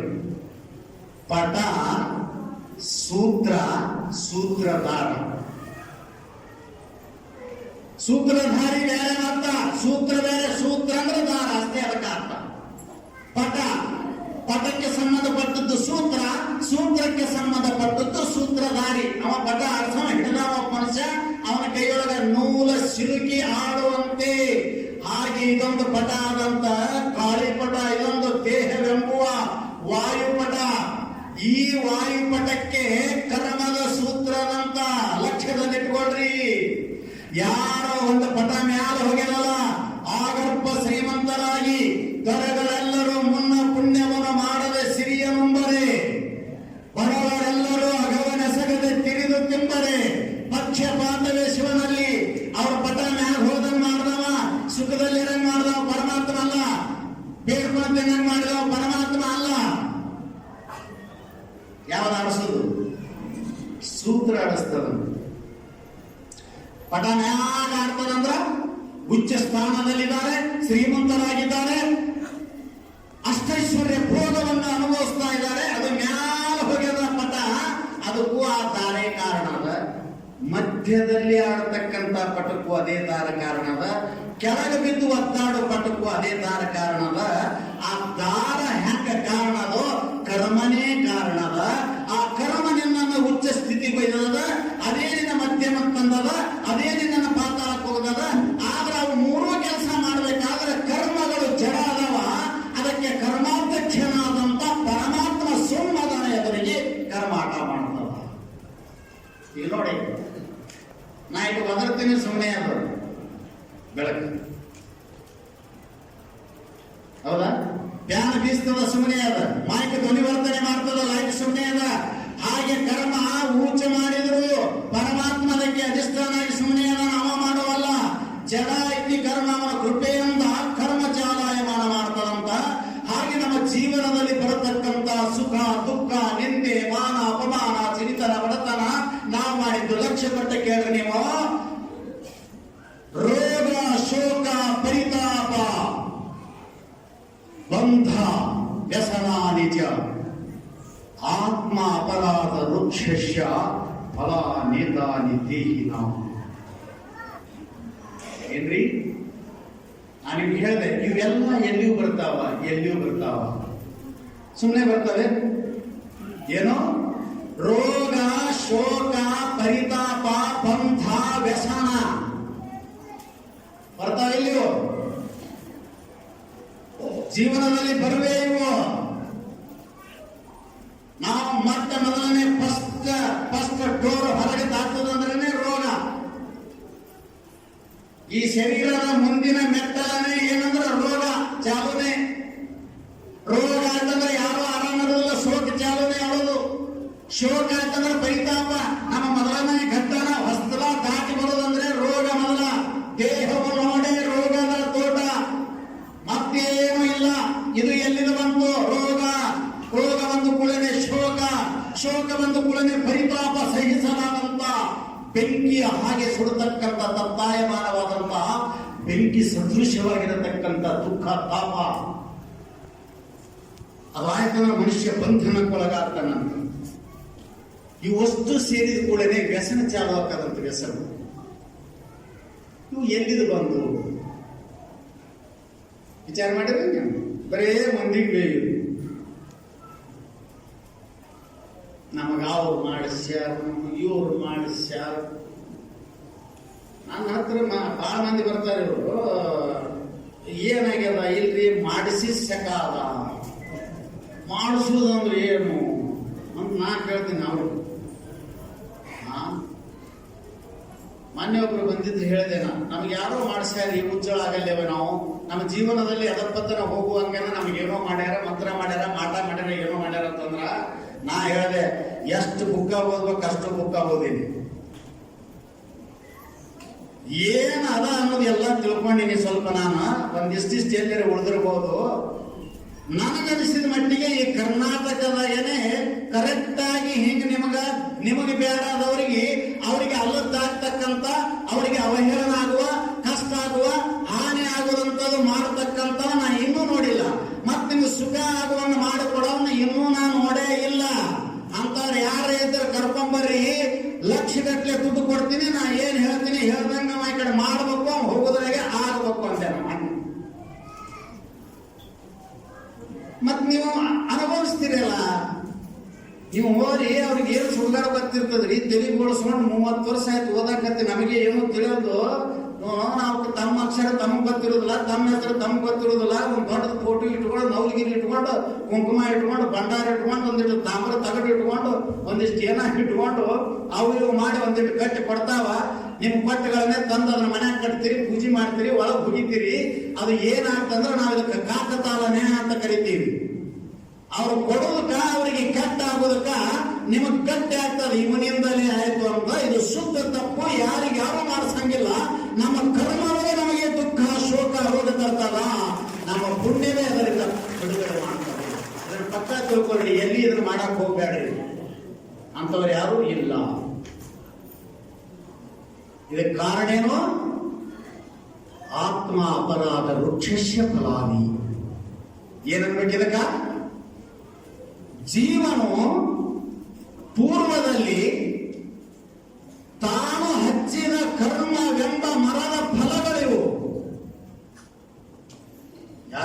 ಹೊಡಿಬೇಡ್ರಿ. ಅದು ಬಂದಾಗ ಅದಕ್ಕೆ ಗುರು ಹೇಳೋದಿದೆ ಏನಂತ, ನೀನು ಮಾಡಿದ ಅಪರಾಧವೆಂಬ ಆತ್ಮಾಪರಾಧವೆಂಬ ವೃಕ್ಷದ ಫಲಗಳಿವು ಯಾವ? ಕುಪುತ್ರ, ಕುಕಲತ್ರ, ಕುಮಿತ್ರ, ಬಡತನ. ಇವೆಲ್ಲ ಯಾಕೆ ಬಂದಾವ? ಕೆಟ್ಟ ಹೆಂಡತಿ ಯಾಕೆ ಬಂದವ? ಕೆಟ್ಟ ಗಂಡ ಯಾಕೆ ಬಂದಾನ? ಕೆಟ್ಟ ಮಕ್ಕಳು ಯಾಕೆ ಹುಟ್ಟ್ಯಾವ? ಬಡತನ ಯಾಕೆ ಬಂದದ? ಇವು ಯಾರು ಕೊಡಾಕ್ ಬರೋದಿಲ್ಲ, ದೇವರು ಕೊಟ್ಟಿಲ್ಲ, ಮನುಷ್ಯರಿಗೆ ಕೊಡಕ್ಕೂ ಆಗುವುದಿಲ್ಲ. ಆತ್ಮ ಅಪರಾಧ ವೃಕ್ಷಸ್ಯ ಫಲಾನಿ, ನೀನೇ ಸ್ವಂತ ಹಚ್ಚಿದ ಮರದ ಹಣ್ಣುಗಳ ಫಲ ಇದು. ಇವತ್ತು ನೀ ಅನುಭವಿಸ್ಬೇಕು. ಅದಕ್ಕೆ ಹ್ಯಾಂಗ ಅನುಭವಿಸ್ಬೇಕು ಅನ್ನೋದನ್ನ ಹೇಳೋದಕ್ಕೂ ಗುರುಕೊಡಬೇಕು. ನೀನು ಮಾಡಿದ ಕರ್ಮದ ಫಲವನ್ನು ತಿಳಿದು ಸಂತೋಷವಾಗಿರು ಅಂತ ಹೇಳ್ತದೆ ಶಾಸ್ತ್ರ. ಬಹಳ ಚಂದ ಹೇಳಿದ್ರು. ಅಂಜಿದಡೆ ಆಗದು, ನೋಡಿ, ಅಂಜಿದಡೆ ಮಾಡದು, ಅಳಕಿದೊಡೆ ಮಾಡದು, ವಜ್ರ ಪಂಜರದೊಳಗಿದ್ದರೂ ಮಾಡದು, ತಪ್ಪಗೆಲವೋ ಲಲಾಟ ಲಿಖಿತ, ಮನ ಧೃತಿಗೆಟ್ಟು ಧಾತುಗೆಟ್ಟರೆ ಅಪ್ಪುದು ತಪ್ಪದು ಕೂಡಲ ಸಂಗಮ ದೇವ. ನೀವೇನ್ ಮಾಡ್ತೀರಿ ಅಂತ ಕೇಳಿದ್ರೆ, ಬಂದದ್ದನ್ನ ಅನುಭವಿಸುದ ಆಗಲಾರ್ದಕ್ಕ ಏನೇನೋ ಮಾಡ್ತಿರಲ್ಲ, ಅದಕ್ಕೆ ಗುರುಗಳು ಹೇಳೋದಿಷ್ಟೇ, ನಮಗೆ ಏನು ಬಂದಾಗ ಅದನ್ನ ಜೀವನದಲ್ಲಿ ಅನುಭವಿಸ್ರಿ. ನೀವೇನು ಮಾಡಕ್ ಹೋಗ್ಬೇಡ್ರಿ. ಅದೇ ಅದಕ್ಕೆ ಉಪಾಯ, ಅದೇ ಅದಕ್ಕೆ ಔಷಧ. ಹೇಗೆ ಅಂತ ಕೇಳಿದ್ರೆ, ಈಗ ಕಲ್ಲಾಗಿ ಬಿಡಬೇಕಂತ, ಹೃದಯ ಕಲ್ಲು. ನೀ ಕಲ್ಲಾದಿ ಅಂದ್ರೆ ನಿನಗೆ ಬರುವ ದುಃಖಗಳು ಮಣ್ಣೆ ಹೆಂಟಕ್ಕಾವು. ಅದು ನೀನು ರೋಗ ಇರ್ಬೋದು, ಬಡತನ ಇರ್ಬೋದು, ದುಃಖ ಇರ್ಬೋದು, ಅಪಮಾನ ಇರ್ಬೋದು, ಇವೆಲ್ಲ ಮಣ್ಣು ಹೆಂಟಕ್ಕಾವಂತ. ಮಣ್ಣ ಹೆಂಟಿ ಮ್ಯಾಲ ಕಲ್ಲು ಬಿದ್ದರೆ ಹೊಡಿದೇವ, ಅದು ಮಣ್ಣೆ ಹೊಡಿತೀವಿ ಅಲ್ಲ. ಮತ್ತ ಮಣ್ಣ ಹೆಂಟಿನೇ ಬಂದು ತಪ್ಪಿ ಕಲ್ಲ ಮೇಲೆ ಬಿತ್ತಂದ್ರ ಮಣ್ಣೇನು ಮಣ್ಣು ಆಗ್ಬೇಕಂದ್ರೆ ಕಲ್ಲ ಏನಾಗ್ಬೇಕಂದ್ರಿ, ಎಷ್ಟು ಮಾಡಿಬಿಡಿ ನಿಮ್ಮ ಜೀವನದಲ್ಲಿ ಸಾಕು. ಅದಕ್ಕೆ ಇವತ್ತೊಂದು ಗಟ್ಟಿಯಾಗಿ ಕೇಳಿದ್ರೆ ಸಾಕು, ಯಾವ ಬಂದ್ರು ಬರ್ತದ ಹೋಗ ನಮಗಂತ. ಕರ್ಮ ಯಾವ ಸಂದರ್ಭದಲ್ಲಿ ಏನ್ ಮಾಡಿಸ್ತದೆ ಹೇಳಕ್ಕಾಗೋದಿಲ್ಲ, ಯಾರನ್ನ ಎಲ್ಲಿ ಕೂಡಿಸ್ತದೆ ಹೇಳಕ್ಕಾಗೋದಿಲ್ಲ, ಯಾರಿಗೆ ಎಲ್ಲಿ ಅಲದಾಳಿ ಕಳಿಸ್ತದೆ ಹೇಳಕ್ಕಾಗೋದಿಲ್ಲ. ಅಂಜಬೇಡಿ. ಅಂಜಿ ಬಿಟ್ಟು ಹೋದ್ರೆ ಅದು ಬಿಡುದಿಲ್ಲ. ಲಕ್ಷ್ಯ ಕೊಡ್ರಿ. ಕಳ್ಳಂಗಂಜಿ ಕಾಡು ಹೊಕ್ಕರೆ ಹುಲಿ ತಿನ್ನದೆ ಬಿಡೋದು. ಗಮನದಾಗ ಇಟ್ಕೊಂಡ್ರೆ ನಿಮ್ಮ ಜೀವನದಲ್ಲಿ ಬರುತ್ತವೆ. ನೀವು ಯಾವಾಗಲೂ ಇಷ್ಟೇ ಸೌಖ್ಯ ಇರ್ತೀವಿ ಅಂತ ಹೇಳಕ್ಕಾಗೋದಿಲ್ಲ, ಸದಾಕಾಲ ದುಃಖದಲ್ಲಿ ಇರ್ತೀವಿ ಅಂತ ಹೇಳಕ್ಕಾಗೋದಿಲ್ಲ. ಮನುಷ್ಯನಿಗೆ ಯಾವ ಸಂದರ್ಭದಲ್ಲಿ ಯಾವ ಘಟನೆಗಳು ಬಂದು ಎದುರಿನಲ್ಲಿ ತಲೆ ಎತ್ತಿ ನಿಲ್ಲುತ್ತವೆಯೋ ಗೊತ್ತಿಲ್ಲ. ಹೃದಯ ಕಲ್ಲು ಮಾಡ್ಕೊಡ್ರಿ. ನಿಮ್ಮ ದುಃಖಗಳು, ವಿಷಯಗಳು, ಬಂದಿರುವ ಘಟನೆಗಳು ಮಣ್ಣಾಗ್ತಾವ. ತಪ್ಪಿ ನಿಮ್ಮ ಹೃದಯಕ್ಕೆ ಬಂದು ಪಡೆದ ದುಃಖಗಳು ಮಣ್ಣಂಟಾಗಿ ತಾವೇ ಕೆಳಗೆ ಬೀಳ್ತಾವ. ನೀ ಅವುಗಳನ್ನ ಎದುರಿಸಿದ್ರು ಕೂಡ ಅವೇ ಒಡೆದು ಹೋಗ್ತಾವ, ನೀ ಸುಮ್ಮನಿದ್ರು ಕೂಡ ಅವೇ ಹೊಡಿತಾವ. ಕಲ್ಲಾಗಬೇಕು ಹೃದಯ, ಪ್ರಪಂಚದಲ್ಲಿ ಕಲ್ಲಾಗಬೇಕು. ಪರಮಾತ್ಮನನ್ನ ಅರಿಯುವುದರಲ್ಲಿ ಮಲ್ಲಿಗೆ ಹೂವಾಗಬೇಕು ಅಂತ ಹೃದಯ ಏನಾಗಬೇಕು. ಪ್ರಪಂಚದಲ್ಲಿ ಜೀವನ ಸಾಗಿಸುವಾಗ ಬಂದ ಸುಖ ದುಃಖ ಕಷ್ಟಗಳನ್ನು ಅನುಭವಿಸುವುದಕ್ಕೆ ಹೃದಯ ಕಲ್ಲು ಮಾಡ್ಕೋಬೇಕು. ಪರಮಾತ್ಮನ ಸಾಕ್ಷಾತ್ಕಾರಕ್ಕಾಗಿ ಹೃದಯ ಮಲ್ಲಿಗೆಯಷ್ಟು ಮೃದುವಾಗಬೇಕು ಅಂತ. ಅವಾಗ ನಮ್ಮ ಜೀವನ ಸಾರ್ಥಕ ಆಗ್ತದೆ. ಅಂಜಿದರೆ ಮಾಡದು, ಹುಡುಕಿದರೆ ಮಾಡದು, ಹೋಗಿ ಎಲ್ಲರೇ ವಜ್ರ ಪಂಜರದೊಳಗಿದ್ದರು ಮಾಡದು ಅಂತ. ವಜ್ರ ಅಂದ್ರೆ ಲಾಸ್ಟ್, ಅದು ಹಾರ್ಡೆಸ್ಟ್ ಅದೊಳಗೆ, ಹಾರ್ಡೆಸ್ಟ್ ಅದು. ಅದರಷ್ಟು ಕಠಿಣನೇ ಯಾವುದಿಲ್ಲ. ವಜ್ರಕ್ಕಿಂತಲೂ ಕಠಿಣ ಇನ್ನೊಂದು ಯಾವುದಿಲ್ಲ. ಅದಕ್ಕೆ ಯಾವ ಬರ್ಲಿ ಹತ್ತಂಗಿಲ್ಲ, ಮಳೆ ಇಲ್ಲ, ಚಳಿ ಇಲ್ಲ, ಸಿಡಿಲು ಸಹಿತ ಬಡಿದಿಲ್ಲ. ವಜ್ರಕ್ಕೆ ಬಡದ್ರೆ ಜಪ್ ಅನ್ನೋದಿಲ್ಲ ಅದು. ನೀ ಅಂಜಿ ವಜ್ರದ ಮನೆಯೊಳಗಿದ್ರು ಬಿಡುದಿಲ್ಲ ಅಂತ ಅದಕ್ಕೆ ಹೇಳಿದ್ರು ಅಲ್ಲವರು. ಕಾಳ ಮನೆಗೆ ಬಂದಂತ, ಏನ ಮನೆಗೆ ಬಂದು ಡಕಾಯಿತ ಕಾಳ ಬಂದು ಎಲ್ಲ ತೋಡ್ಕೊಂಡು ನನಗೆ ಏನೇ ಮಾಡ್ಯಾನಂತ ಅಂಜಿ ಕಾಡಿನೊಳಗೋಡ ಅನ್ನಂತ ಅಲ್ಲಿ ಹುಲಿ ಬಾಯಿ ತಡ್ಕೊಂಡು ಕೂತಿತ್ತಂತ. ಬಾ 3 ತಿಂಗಳಾಯ್ತು ನನಗೆ ಊಟನೇ ಇಲ್ಲಂತ. ಕಳ್ಳ ಗಂಜಿ ಕಾಡು ಹೊಕ್ಕರೆ ಹುಲಿ ತಿನ್ನದೆ ಬಿಡೋದು. ಹುಲಿ ನೋಡಿದವನೇ ಓಡ್ ಹಾದ. ಅಲ್ಲೊಂದು ದೊಡ್ಡ ಹುತ್ತಿತ್ತು. ಆ ಹುತ್ತಿನಾಗ ದೊಡ್ಡ ಬುತ್ತಿತ್ತು. ಅದ್ರ ಹೋಗ್ಬೇಕಂತ ಅನ್ನೋದ್ರಾಗೆ ಒಳಗ ಬಾ ಚಲೋ ಗಂಜಿ, ನನಗೂ ಹಾಲು ಸುಟ್ಟು ಸುಟ್ಟು ಅನ್ನಬೇಕಿತ್ತು. ಹುಲಿ ಗಂಜಿ ಹುತ್ತ ಹೊಕ್ಕರೆ ಸರ್ಪ ಕಚ್ಚದೆ ಬಿಡದು.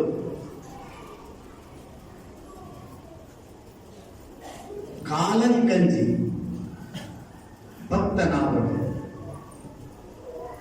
ಹೆಂಗ್ರಿ ನೀವು ಭಕ್ತರಾಗೋದು ಯಾವಾಗ? ಬಾಳ ಕಾಲ ಕತ್ತೆ ಅದ್ ನೋಡ, ಅವಾಗ ಭಕ್ತರಾಗೋರು. ಇದು ಸಮಯಿಕವಾದ ಭಕ್ತರಂತಾರೆ ಇವರಿಗೆ. ಸಮಯಕ್ಕನುಸಾರವಾಗಿ ಭಕ್ತಿ ಮಾಡೋರು. ನಮಗೆ ಬಹಳ ಕಾಲ ಕತ್ತೆ ನೋಡು, ಅವಾಗ ಮಠಕ್ಕೆ ಬರೋದು, ದೇವ್ರಿಗೆ ಹೋಗೋದು, ರೋಗ ಬಂದಗಳನ್ನೇ ಅದಕ್ಕೆ ಬರ್ತಾರ ಅವರು. ರೋಗಗ್ರಸ್ತ ದೈವ ಭಕ್ತಾಚೆ ಅಂತ ರೋಗದಿಂದ ಕೂಡ್ಕೊಂಡ ದೇವ್ರ ಭಕ್ತ ಆಗ್ತಾನ, ಮನೆಯೊಳಗೆ ಕಾಲಕ್ಕೆ ಹೊತ್ತಾನ ದೇವ್ರ ಭಕ್ತ ಆಗ್ತಾನ. ಹಾಗೆ ಕಾಲನಿಗೆ ಅಂಜಿ, ನೀನು ರೋಗಕ್ಕೆ ಅಂಜಿ, ಬಡತನಕ್ಕೆ ಅಂಜಿ ಭಕ್ತನಾದರೆ ಗುಹೇಶ್ವರ ನಿನ್ನ ಸಾಕ್ಷಿಯಾಗಿ ಕರ್ಮ ತಿನ್ನದೆ ಬಿಡೋದು ಅಂತ ಹೇಳಿದ್ರು ನೋಡು. ಕರ್ಮ ಪಾತ್ರಕೊಂಡ್ಬಿಡ್ತಾರೆ. ಈ ಎಲ್ಲದರಿಂದ ಪಾರಾಗ್ಬೋದು. ಕಾಲರಿಂದ ಕಡೆಯಾಕಾದಿ, ಹುಲಿಯಿಂದ ಕಡೆಯಾಕಾದಿ, ಸರ್ಪದಿಂದ ಕಡೆಯಾಕಾದಿ. ಎಲ್ಲಿ ಬಂದಿ?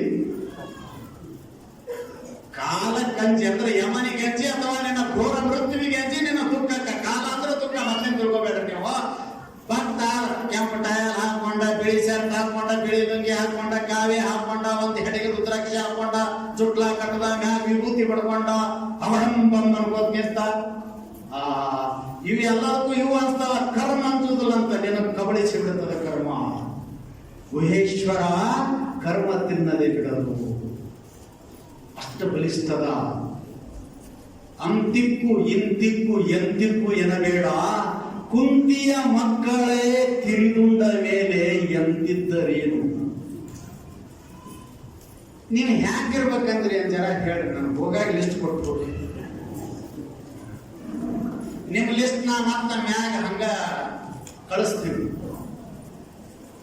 ನೀವಿರ್ಬೇಕಂದಂಗಿರುವುದಲ್ಲೋ, ಕರ್ಮಿಟ್ಟಂಗಿರಾಕಲಿ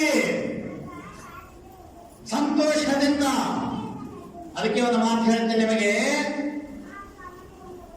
ಈ ಮಾತು ಯಾರಿಗೆ ಗೊತ್ತಿರ್ತದ ಅಂತಂದ್ರೆ, ಆತ್ಮ ಅಪರಾಧ ವೃಕ್ಷಸ್ಯ ಫಲಾನಿ ಏತಾನಿ ದೇಹಿನಾಂ.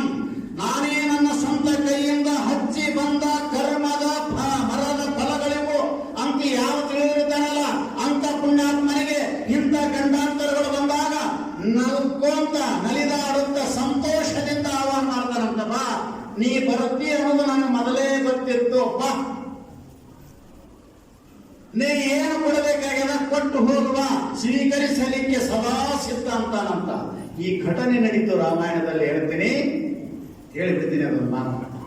ಇದನ್ನು ಗಟ್ಟಿ ಮಾಡ್ರಿ, ಕೇಳಿ ಹೋಗ್ಬೇಡ್ರಿ. ಹೆಚ್ಚಿ ಕಿತ್ತಿಡುದ್ರಾಗ ಏನೋ ಗೊತ್ತಿಲ್ಲ ನಮ್ಮ ಲೈಫ್ ನಲ್ಲಿ. Future is mystery, this is very secret. ಯಾರೂ ತಿಳಿದಿಲ್ಲ ಅದನ್ನು.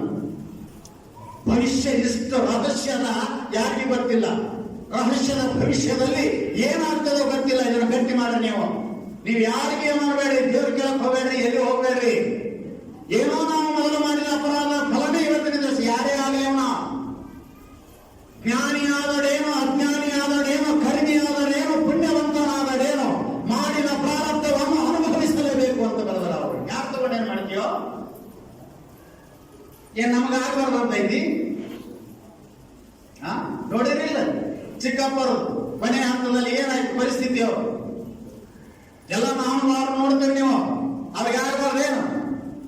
ನಮಗೂ ಹಿಂಗೆ ಕೇಳ್ತಿದ್ದು ಮಂದಿ ಬಂದು. ನಮಗೂ ಒಂದು 9 ತಿಂಗಳ ಬಾಯಿಗೆ ತಂತಿ ಹಾಕಿದ್ರು. ಇದು ಇನ್ನೂ ನೋವದೆ, ನನಗೆ ಆಪರೇಷನ್ ಮಾಡಿಸ್ಬೇಕು, ಮಾಡಿಸ್ಕೊಂಡಿಲ್ಲ. 14% 2006 ಚಾಲು ಆಗ್ಯದ. ಬ್ಯಾಕ್ ಬೋನ್ spinal cord L2 L3 L5 dislocate ಆಗ್ಯಾವ. ಡಿಸ್ಕ ಮತ್ತೆ ಮಲ್ಕೊಂಡಿದ್ದೆ. 2 ತಿಂಗಳ ತಂತಿ ಹಾಕಿದ್ರು. 9 ತಿಂಗಳ ಬಾಯಿ ತರಂಗಿಲ್ಲ. ಆ ತಂತಿ ಒಂದು ಡಿ ಹಾಕರ್ ಒಂದು ರಿಂಗ್ ಕೊಟ್ಟಿದ್ರು. ಆ ರಿಂಗ್ ಹಾಕಿದ್ರೇ ಆ ರಿಂಗ್ ಎಷ್ಟು ಓಪನ್ ಆಗ್ತದ ಅಷ್ಟೇ ಬಾಯಿ ತರಬೇಕು. ಇಲ್ಲಂದ್ರಿಲ್ಲ. ಮೆಂಡಿಗಲ್ ಜಾಯಿಂಟ್ ಸರ್ವ್ ಬಿಟ್ಟಿದ್ರು ಎರಡು. ಏನಿಮ್ ಒಳಗಡೆ ಸರ್ದಿತ್ತು. ಶಂಭುಲಿಂಗೈಕ್ಯರುಳು ಕೀಲಿಸಿದೆ ಕರ್ಮದ ನಿಯತಿಯನು, ಪ್ರಾರಬ್ಧದ ನಿಯತಿಯನು. ಯಾರಿಗೆ? ದೇಹದ ಭಾವನೆಯನ್ನು ಕಳೆದರೂ ಬ್ರಹ್ಮ ಭಾವನೆಯಲ್ಲಿ ಅಳವಡಿಸಿಕೊಂಡು ಸತ್ಯೋನ್ಮುಕ್ತನಾದಂತ ಜೀವನ ಮುಕ್ತನಿಗೇನೆ ಕರ್ಮದ ಕಾಟ ತಪ್ಪಿಲ್ಲ ಅಂತಂದ ಮೇಲೆ ನಿಮ್ಮ ಗತಿ ಹಿಂಗೆ ಹಂಗಂದ್ರೆ ಏನ್ ಹೇಳ್ಬೇಕು? ಯಾರಿಗೆ ಶರೀರದ ಎಲ್ಲಿಯವರೆಗೆ ಭೌತಿಕ ಶರೀರ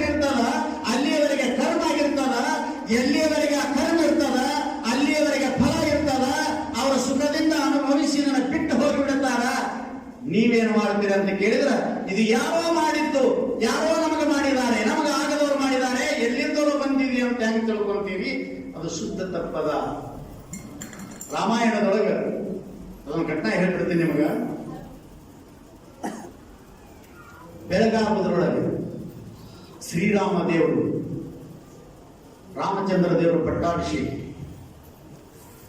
ಬೆಳಗ್ಗೆ 6 ಗಂಟೆ.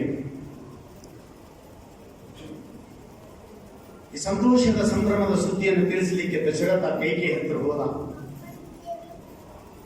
ಅದಕ್ಕೆ ನೀವು ಯಾರ ಹತ್ರ ಇರ್ಬೇಕನ್ನೋದು ಅದು ಬಹಳ ಮುಖ್ಯ. ಆ ಕೈಕೇಯಿ ಅಂತ ಪರಿಶುದ್ಧವಾದಂತ ಶುದ್ಧಾಂತಕರಣೆನೇ ಜಗತ್ತಿನೊಳಗೆ ಯಾರು ಇದ್ದಿಲ್ಲ. ಕೈಕೇಯಿ ಕೆಟ್ಟಲ್ಲ. ಕೌಶಲ್ಯಗಿಂತಲೂ ಕೈಕೇಯಿ ರಾಮನನ್ನ ಹೃದಯದಲ್ಲಿಟ್ಟು ಪೂಜೆ ಮಾಡ್ತಿದ್ಲು, ಅಷ್ಟು ಪ್ರೀತಿ ಇದ್ಲು. ಕೌಶಲ್ಯ ಜನ್ಮ ಕೊಟ್ಟಿದ್ಲು. ಕೈಕೇಯಿ ಪೋಷಣೆ ಮಾಡಿ ಗರ್ಭದಿಂದ ಹೊರಗೆ ತೆಗೆದಿಲ್ಲ, ಕರೆ ನನ್ನ ಮಗನೇ ಅಂತ ತಿಳಿದಿತ್ತು. ಇಂಥ ಒಡೆದು ಹೋಗತಕ್ಕಂತ ಮಾತು ಹೇಳೋರು ಇರ್ತಾರೆ ಜಗತ್ತಿನಲ್ಲಿ. ಈ ಹೃದಯ ಚಿತ್ರ ಆಯ್ತು. ಯಾರು? ಕೈಕೇಯಿ. ಪಟ್ಟಾಭಿಷೇಕದ ಸುದ್ದಿ ಕೇಳಿದ್ದು ಮಂತ್ರ. ಆಕೆ ಹೆಸರನೇ Mantra. What is the meaning of ಹೇಮನ್? ಮಂತ್ರ ಅಂದ್ರೆ ಏನು? ಮಂತ್ರಕ್ಕೆ ಅರ್ಥ ಏನು ಗೊತ್ತ ನಿಮ್ಗೆ? ಮಂತ್ರ ಅಂದ್ರೆ ಏನು? ಮಂತ್ರಕ್ಕೆ ಅರ್ಥ ಏನು? ಆಕೆಗೆ ಯಾಕೆ ಮಂತ್ರ ಆಗ್ತಿದ್ರು?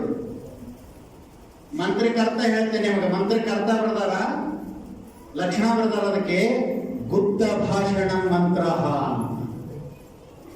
ನಿಮ್ ಗುರುಗಳು ಉಪದೇಶ ಕೊಡಾಗ ಮಾಯಕ್ ಹಚ್ಚಿ ಬಿಡ್ತಾರ. ಮಾಯಕ್ ಹಚ್ಚಿ ಹೇಳೋ ಮಂತ್ರನೇ ಅಲ್ಲಿ ಹೋಗಿ ಹೇಳ್ತಾರ. ಕರೆದು ತಲೆ ಮೇಲಿತ್ತು, ಕಿವಿಯಾಗ ಬಾಯಿ ಇತ್ತು, ಅದು ಬಲಕಿನ ಕಿವಿಯಾಗ ಹ್ಯಾಂಗ ಹೇಳ್ತಾರ? ಗುಪ್ತವಾಗಿ ಹೇಳ್ತಾರ. ಗುಪ್ತವಾಗಿ ಹೇಳೋದಕ್ಕೇನೆ ಮಂತ್ರ ಅಂತಂದ್ರ ಅದರ ಡೆಫಿನೇಷನ್ ಆಗ್ಯದ. ಏನು ಮಾಡಕ? ಇವರೆಲ್ಲರೂ ಸುಖಿಗಳಿರ್ಲಿ. ಆ ದುಃಖ ಏನು, ಅದನ್ನ ಹ್ಯಾಂಗ ಅನುಭವಿಸ್ಬೇಕನ್ನೋದು ನನಗೆ ಗೊತ್ತಾಗ್ಯದ. ದೇವ, ನಿನಗೆ ಏನಾರ ಕೊಡೋ ಕೆಪಾಸಿಟಿ ಇತ್ತಂದ್ರೆ ಪರಮಾತ್ಮ, ನನ್ನ ಭಕ್ತರ ದುಃಖವನ್ನೆಲ್ಲ ನಾನು ಕೊಡು, ನಾ ತಾಳ್ತೀನಿ ಅಂತ ಪ್ರತಿನಿತ್ಯ ನಾನು ಪ್ರಾರ್ಥನೆ ಮಾಡ್ತೀನಿ. ನಾನೇ ಮಾಡಿ ನನ್ಗೆ ಗೊತ್ತಾಗೈತಿ. ಅದು ಟ್ರಿಕ್ ಗೊತ್ತಾಗೈತಿ, ಹ್ಯಾಂಗ ಅದನ್ನ ಹ್ಯಾಂಗ ಅನುಭವಿಸ್ಬೇಕು ಅನ್ನೋದು. ನಾ ಜಾಲಿಯಾಗಿರ್ತೀನಿ ಅದ್ರ ಜೊತೆ. ಅದು ನಿಮಗ್ ಬರೋದಿಲ್ಲ. ಅವು ಏನಾರೆ ಬಂದು ಅಂದ್ರೆ ಎಷ್ಟು ಆನಂದ ಇರ್ತೀನಿ ನಾವು ಅಂತ ಕೇಳಿದ್ರೆ ಸುಮ್ಮನೆ ಇದು ಆತ್ಮಪೌರುಷ ಅಲ್ಲ. ಅವು ಏನಾರೆ ಬಂದು ಅಂದ್ರೆ ಅದ್ರ ಜೊತೆ ಜಾಲಿಯಾಗಿ ಅದನ್ನ ಅನುಭವಿಸ್ತಕ್ಕಂಥದ್ದು ಟ್ರಿಕ್ ಕಲ್ಕೋಬೇಕು ಮನುಷ್ಯ. ಗುರು ಕಲಿಸೋದು ಇದನ್ನೇ. ಹಾಗೆ ಇದನ್ನ ಪದೇ ಪದೇ ನೀವು ಒತ್ತು ಕೊಟ್ಟು ಹೇಳುವುದು. ಯಾಕಂದ್ರ ಪ್ರಪಂಚದಲ್ಲಿ ನೀವು ಸಂಸಾರ ಸಾಗರದ ತೆರೆಯಲ್ಲಿ ಯಾವ ಅಲೆಗಳು ಯಾವ ಸಂದರ್ಭದಲ್ಲಿ ಬರ್ತಾವ ಗೊತ್ತಿಲ್ಲ. ಅದನ್ನ ಸಹಿಸುವುದಾರ್ಕ ಇವತ್ತ ಬಡತನ ಬಂದು ಶ್ರೀಮಂತಿಕೆ ಹೋಗಿ ಅಂದ್ರೆ ಹುಚ್ಚಾಗ್ಯಾರ ಎಷ್ಟೋ ಜನ. ಇವತ್ತ ಹೆಂಡತಿ ಸತ್ರ ಹುಚ್ಚಾಗ್ಯಾವ. ಮೊನ್ನೆ ಬಂದಿತ್ತು ಒಂದು ಪೇಷಂಟ್, ಹೆಂಡತಿ ಸತ್ತಾರ ತಿಳ್ಕೊಡ್ಸ್ಕೊಂಡು ಎದುರಿಸತಕ್ಕಂತ ಸಾಮರ್ಥ್ಯ ಬರಲಿ ಅಂತ. ಅದಕ್ಕೆ ಎಂತ ಹೃದಯ ಇದ್ದು ಕೈಕೇಯಿದು ಅಂತ ಕೇಳಿದರೆ, ಕೌಶಲ್ಯನಿಗಿಂತಲೂ ಹೆಚ್ಚಿನ ಪ್ರೀತಿ ಇತ್ತು ರಾಮನ ಮೇಲೆ. ಹೃದಯ ಚಿತ್ರಾಗಿ ಹೋಯಿತು. ಯಾವಾಗ ಅಂತ ಕೇಳಿದರೆ, ಮಂತ್ರಿ ಬಂದು ಕಿವಿಯಾಗಿ ಕೂದಿದ್ದು. ಬಹಳ ಚಂದ ಹೇಳ್ತಾರ ಅವ್ರು. ನಿಮ್ಗೆ ಹೇಳ್ತೀನಿ, ಜಾಡಿ ಹೇಳೋರು. ಎದುರಿಗೆ ಬಂದ್ರೆ ಅವನು ಬುದ್ಧಿ ಸಹಾಯ ಹೊಡಿಬೇಕು.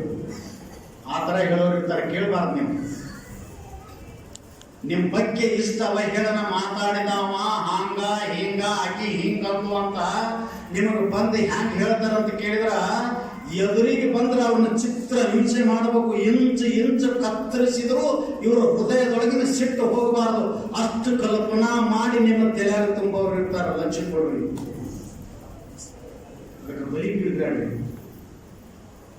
ನೋಡಿ, ರಾಮನನ್ನ ಒಂದೇ ಸಲ ನೋಡದೆ ಇದ್ರು ಕೈಕೇಯಿಯ ಪ್ರಾಣ ಹೊರಗೆ ಹೋಗ್ತಿತ್ತು. ಕೆಟ್ಟ ಹೋಗ್ಬಿಡ್ತು ಮಂತ್ರಿಯ ಮಾತಿನಿಂದ. ಈ ನಿಮ್ಮ ಅಣ್ಣ ತಮ್ಮರಿಗೆ ಮಾಡೋರು, ಅಕ್ಕ ತಂಗಿಯರಿಗೆ ಮಾಡೋರು, ನಿಮ್ಮ ಸಂಬಂಧಿಕರಿಗೆ ಮಾಡೋರು ತುಂಬ್ಯಾರ ಜಗತ್ತಿನೊಳಗೆ. ಮತ್ತೊಬ್ರು ಚಂದ ಇರಬಾರ್ದು ಅವರಿಗೆ. ಈ ಮಂತ್ರ ಮಂದಿ ಬಹಳಷ್ಟು ಮಂದಿ ಅದರ. ಲಕ್ಷ್ಯ ಕೊಡ್ರಿ ನೀವು. ಇಷ್ಟು ಗಟ್ಟಿ ಪ್ರೀತಿ ಇದ್ದ ಹೃದಯ ಚಿತ್ರಾಗಂಗ್ ಹೇಳಿಲ್ಲಂತಕಿ. ಏನ್ ಹೇಳಿಲ್ಲಂದ್ರ, ಯಾಕಿಷ್ಟು ಸಂತೋಷದಿಂದ ಓಡಾಡ್ತೀಯ ಕೈಕೇಯಿ ಅಂತ ಕೇಳಿದ್ಲಂತಕಿ. ನೋಡಿ ನೋಡಿ ಹಂಗ ಅವರ ಅಧ್ಯಾಯ ಪೀಠಿಕೆ ಹೆಂಗ್ ಚಾಲು ಮಾಡ್ತಾರ ನೋಡು ಚಾಡ ಇಟ್ಟವರು. ಆ ಪೀಠಿಕೆ ಹೆಂಗ್ ಪ್ರಾರಂಭ ಮಾಡ್ತಾರ? ಕೈಕೇಯಿ ಎಷ್ಟು ಸಂತೋಷ ಆಗ್ಯದಲ್ಲ ಇವತ್ತ, ಏನ್ ಅಂತ ಸಂತೋಷ ಸಂಭ್ರಮದ ಸುದ್ದಿ ಅಂತ ಏನೇನು ಪ್ರಾಪ್ತ ಆಗ್ಯದ ಅಂತಗಳೇ ನಕ್ಕೊಂತ ಹೇಳಿದ್ಲು. ಕೈಕೇಯಿ ಮುಖ ಅರಳಿಸಿ, ನಾಳೆ ನನ್ನ ಮಗನ ಪಟ್ಟಾಭಿಷೇಕ ನಕ್ಕಳಿಗೆ. ಅವ್ ನಗುನ್ಯಾಗ ಅದಾವ ಬೇರೆ ಬೇರೆ ನಕ್ಕಳು ವ್ಯಂಗ್ಯವಾಗಿ ನಕ್ಕಳಂತೆ. ವ್ಯಂಗ್ಯ ನಗು ಅಂತ ಇರ್ತದ, ವಿಕಟ ನಗು, ವ್ಯಂಗ್ಯ ನಗು, ಹಾಸ್ಯ ನಗು, ಹಿಂಗದಾವ. ಅದ್ರೊಳಗ ಹ್ಯಾಂಗ ನಕ್ಕಳು? ನಾಳೆ ನನ್ನ ಮಗನ ಪಟ್ಟಾಭಿಷೇಕ ಮಂತ್ರ ಅಂತ ಸಂತೋಷದಿಂದ ಹೇಳುವಾಗ ಅಂತಂದೆ. ಯಾಕೆ ಅಂತ ತಲೆ ಕೆಟ್ಟಿದೆಯಾ ನಿನಗೆ? ಯಾಕಂದ್ರೆ ಯಾರವನು ಅಂತ ಕೇಳಿ, ರಾಮ. ಯಾರಾಮ? ನನ್ನ ಮಗ ರಾಮ ಅಂತ ಹುಚ್ಚಿಡಿದ್ರೆ ನಿನಗೆ. ನಿನ್ನ ಭಾವನೆಯಲ್ಲಿ ರಾಮ ನಿನ್ನ ಮಗನಾದರೆ, ಕೌಶಲ್ಯ ಗರ್ಭದಲ್ಲಿ ಹುಟ್ಟಿದ ಜ್ಯೇಷ್ಠ ಪುತ್ರ ರಾಮನೆಂಬುದು ತಪ್ಪುತ್ತರೇನೆ ಅವಿವೇಕಿ ಅಂತಂದಕ್ಕೆ ಫ್ಲಾಶ್ ಆಗ್ಬಿಡ್ತಕ್ಕೆ. ಹೌದಲ್ಲ ಅಂದಕ್ಕೆ. ನಾ ತಿಳ್ಕೊಂಡಿನಿ ಹೆತ್ತಕ್ಕೆ ಅಕ್ಕಿ ಹೊತ್ತಕ್ಕೆ ನಾನು ಅಂತ. ಹೊತ್ತವಳು ಎಷ್ಟು ಹೊತ್ತು ಪ್ರೀತಿ ಮಾಡಿದ್ರು ಕೂಡ ಒಂದು ಸಲ ಕರೆ ಆಗೋಳು ಹೆತ್ತವಳೆ ಅಂದ ಮೇಲೆ ತಾಯಿ ಅವಳೇ ಆಗೋಳು. ಸತ್ಯನ ಮಾತು ಅಂತ ಎಕ್ದಮ್ ಡೌನ್ ಆಗಿ ಬಿಪ್ಪೇಗೆ ತೆಳಕೊಂಡು ಹೌದು ಮಂತ್ರ ಅಂದಾಗ ಸಿಕ್ತಲ್ಲ, ಹೊಡಿಲಕ್ಕತ್ತಿದ್ದಕ್ಕೆ. ನಾಳೆ ಕೌಶಲ್ಯ ಏನಾಗ್ತಾಳ, ನೀ ಏನಾಗ್ತಿ ರಾಮ ಪಟ್ಟಾಭಿಷೇಕ ಆದ ಮೇಲೆ ಅಂತ ಕೇಳಿದ್ವಿ. ಬಿಟ್ಲು ಹೊಳ ಒಳಗ ವಿಚಾರ ಮಾಡಕತ್ತಿದ್ದು. ಕೌಶಲ್ಯ ರಾಣಿ, ಪಟ್ಟದರಸಿ, ಅವ ಜ್ಯೇಷ್ಠ ಪುತ್ರ, ಅವ ಯುವರಾಜ ಅಥವಾ ಅಯೋಧ್ಯಪುರದ ರಾಜ. ರಾಜನ ತಾಯಿ ಅವಳು. ಇದನ್ನೆಲ್ಲ ತುಂಬಿದ್ದ ಅವಳ ತಲೆಯಾಗ. ಹೌದು ಅಂದಕ್ಕೆ. ರಾಜನ ತಾಯಿ ಕೈಕೇಯಿ ಆದಾಗ ಆ ರಾಜನ ತಾಯಿ ಕೌಶಲ್ಯ ಆದಾಗ ಕೈಕೇಯಿ ನಿನ್ನನ್ನು ಅವಳ ಹೆಂಗ ನಡೆಸ್ಕೊಂತ ಅಂತ ಕೇಳಿದರೆ, ದಾಸಿ ಸ್ಥಾನದಲ್ಲಿ ಕೂಡಿಸ್ತಾಳ ನಿನ್ನ, ದಾಸಿಯಾಗಿ ಅರಮನೆಯಲ್ಲಿರ್ಬೇಕಾಗ್ತದ, ಅವಕಾಶ ಕಳ್ಕೋಬೇಡ. ಹ್ಯಾಂಡ್ ಶೇಕ್ ಮಾಡಿರ್ಬೇಕು. ವೆರಿ ಗುಡ್ ಅಂದು ನಾನು ಅವಿವೇಕವನ್ನು ಹೊಡೆದು ಬಿಡಿಸದೆ ಅಂತ ನೋಡಕ್ಕೆ. ಹೌದಲ್ಲ, ನನಗೆ ಭಕ್ತಿ ಇದ್ದಿದ್ದಿಲ್ಲ, ಆಯಿತು ಏನು ಮುಂದೆ ಅವಕಾಶದ ಇನ್ನೂ ಬಾಳ ತಲೆ ತುಂಬಿದ್ದು. ನಿನಗೇನೇನೋ ಮಾಡಿಸ್ತಾರ, ಹೀನಾಗ್ತಿದಿ, ನಿನಗೆ ಬಡ್ಡಿ ಕೊಡೋದಿಲ್ಲ, ಊಟ ಕೊಡೋದಿಲ್ಲ, ನಿನ್ನ ಅರಮನೆ ಹೊರಗೆ ಕೂಡಿಸ್ತಾರ, ದಾಸಿ ಆಗ್ಬೇಕಾಗ್ತದ, ರಾಜನ ತಾಯಿ ಅವಳಾಗಬೇಕಾಗ್ತದ. ತಪ್ಪಿಲ್ಲ ಅವಕಾಶ. ನಿನ್ನ ಪತಿ ಎರಡು ಮಾತು ಕೊಟ್ಟನ, ಕೇಳ್ಕೋಗಳನ್ನ. ಭರತನಿಗೆ ಪಟ್ಟಾಭಿಷೇಕವನ್ನು ಮಾಡಿಸಿ ಆ ರಾಣಿಯ ಸ್ಥಾನದಲ್ಲಿ, ರಾಜನ ತಾಯಿಯ ಸ್ಥಾನದಲ್ಲಿ ನೀ ಕುಂದ್ರು, ಕೌಶಲ್ಯನ ದಾಸಿಯ ಸ್ಥಾನದಲ್ಲಿ ಕೂಡಿಸುವಂತೇಳಿ ಸತ್ಯ ಮಾತನ್ನು ಅದೇ ಹೇಳಕ್ ಹೋದಾಗ ಹೇಳಿದ್ ನೋಡಿ. ಕತೆ ನಿಮ್ಮೆಲ್ಲರಿಗೆ ಬರ್ತದ, ಬಿತ್ತದು ಅಲ್ಲೇ. ಯಾರು ಒಂದೇ ಮಾತನ್ನ ದಶರಥ, ನಾನು ಮಾಡಿರುವ ತಪ್ಪಿಗಾಗಿ ನಿನ್ನ ಕೊಟ್ಟ ಭಾಷೆಯನ್ನು ತೀರಿಸ್ತೇನೆ. ರಘುಕುಲ್ ಕಿ ರೀತಿ ಸದಾ ಚಲಿಯಾಯಿ, ಪರ್ ಪ್ರಾಣ ಜಾಯ್ ಪರ್ ವಚನ್ ನಾ ಜಾಯ್. ರಘುವಂಶದಲ್ಲಿ ನಾವು ಮನೆಗೆ ಬೋರ್ಡ್ ಹಾಕಿವಿ. ದಶರಥ ಹೇಳ್ತಾ ಇದ್ದೇನೆ, ಕೈಕೇಯಿ ಮಾತು ಕೊಟ್ಟದ್ದು ಸತ್ಯ, ನಡೆಸಿಕೊಡ್ತಾ ಇದ್ದೀನಿ. ಮನೆ ಮೇಲೆ ಬೋರ್ಡ್ ಅದ, ಪ್ರಾಣ ಜಾಯ್ ಪರ್ ವಚನ್ ನಾ ಜಾಯ್. ಕೊಟ್ಟ ಮಾತನ್ನು ನಡೆಸಿಕೊಡದೆ ನಾನು ಕೊಟ್ಟಿಲ್ಲ ಎಂದು ಸುಳ್ಳು ಹೇಳುವಂತ ಈ ಯಾವ ಚಾಳಿ ನಮ್ಮ ವಂಶದಲ್ಲಿ ಬಂದಿಲ್ಲ. ರಘುಕುಲಕಿ ರೀತಿ ಸದಾ ಚಲಿಯಾಯಿ, ನಮ್ಮ ರಘುವಂಶದಲ್ಲಿ ನಡೆದು ಬಂದ ರೀತಿಯಾದ ನಡೆಸಿಕೊಡ್ತೀನಿ. ನಂದೊಂದು ಮಾತು ನಡೆಸಿಕೊಡು, ನಿನ್ನ ಕೈ ಮುಗಿತೀನಿ ಅಂತ. ಏನ್ ಒಂದು ಮಾತ, ನಿನ್ನ ಎರಡೂ ನಡೆಸ್ತೀನಿ, ನಂದೊಂದು ನಡೆಸಿಕೊಡು. ಏನು ಅಂದಾಗಿ ಭರತನಿಗೇನೆ ಪಟ್ಟಾಭಿಷೇಕ, ರಾಮನಿಗೆ ವನವಾಸ ಬೇಡ. ನೋಡಿ, ಇಷ್ಟಿಕ್ಕೆ ಒಪ್ಪಬೇಕಿಲ್ಲ. ಅವೇನು ಕೇಳಬಾರ್ದು ಕೇಳಿದ್ದ. ಭರತನಿಗೆ ಪಟ್ಟಾಭಿಷೇಕ ಆಗಲಿ, ನನ್ನ ತಕರಾರಿಲ್ಲ. ನಿರಪರಾಧಿಯಾದ ರಾಮನಿಗೇಕೆ ವನವಾಸ? ಅವನು ಇಲ್ಲೇ ಇರಲಿ, ಪಟ್ಟಾಭಿಷೇಕ ಅವಂಗಾಗಲಿ ಅಂದಾಗ ಅಕ್ಕಿಯಂದು ಜ್ಯೇಷ್ಠ ಪುತ್ರನಾದ ರಾಮ ಈ ರಾಜ್ಯದ ಪೀಠವನ್ನು ಏರಬೇಕಾದಂತ ಆ ರಾಜ ಇಲ್ಲಿ ಎದುರಿಗೆ ಇದ್ದರೆ ನನ್ನ ಮಗನಿಗೆ ಸರಿಯಾಗಿ ಆಡಳಿತ ಮಾಡಲಿಕ್ಕೆ ಬರುವುದಿಲ್ಲ, 14 ವರ್ಷ ವನವಾಸಕ್ಕೆ ಹೋಗಬೇಕು ಅಂದ್ರ ನನ್ನ ಮಗ ನಿರಾತಂಕವಾಗಿ ರಾಜ್ಯಾತನ ಹೋಗಲೇಬೇಕು. ಇದು ನಮ್ಮ ಕಥೆ ಎದಕ್ ಬೇಕಾಗಿದೆ ಅಂತ ಕೇಳಿದ್ರ, ನಮ್ಮ ಅಪ್ಪ ಯಾಕೆ ಬರಲಿಲ್ಲ ನೋಡ್ರಿ, ಹಾಲು ಎರಿತಾರ, ಏನೇನೋ ಮಾಡ್ತಾರ, ತುಪ್ಪ ಎರಿತಾರ, ಇನ್ನು ಮ್ಯಾಕ್ ಕುಂದರ್ಸ್ಬೇಕಂತಾರ, ಅಪ್ಪನೇ ಬರಲ್ಲ. ಅಲ್ಲ ನಿಮ್ಗೂ ಎಲ್ಲ ಬಂಡೆ ಕಟ್ಟಿದ್ರು, ರೆಡಿ ಮಾಡಿದ್ರು, ಪೇಟ ಹಾಕಿದ್ರು, ಬ್ಯಾಟ್ ಉಡಿಸಿದ್ರು, ಎಲ್ಲ ಮಾಡಿಸಿದ್ರು, ಅದು ಟಿಮ್ ಬರ್ಲಿಲ್ಲ ಅಂದ್ರೆ ಏನ್ ಮಾಡೋದು? ಟಿಮ್ ಅಂದ್ರೆ ಗೊತ್ತದ ಲಗ್ನದಾಗ ಪರ ರೆಡಿ ಮಾಡಿದ್ರು, ಕನ್ಯೆ ಬರ್ಲಿಲ್ಲ ಅಂದ್ರೆ ಮದುವೆ ಹಾಕಿ ಎಲ್ಲ ರೆಡಿ ಆಗ್ಯದ, ತಂದೆನೇ ಬರಲಿಲ್ಲ. ಯಾಕೆ? ಅವನಿಗೆ ಆಶೀರ್ವಾದ ಮಾಡಬೇಕು ಜ್ಯೇಷ್ಠ ಪುತ್ರನಿಗೆ.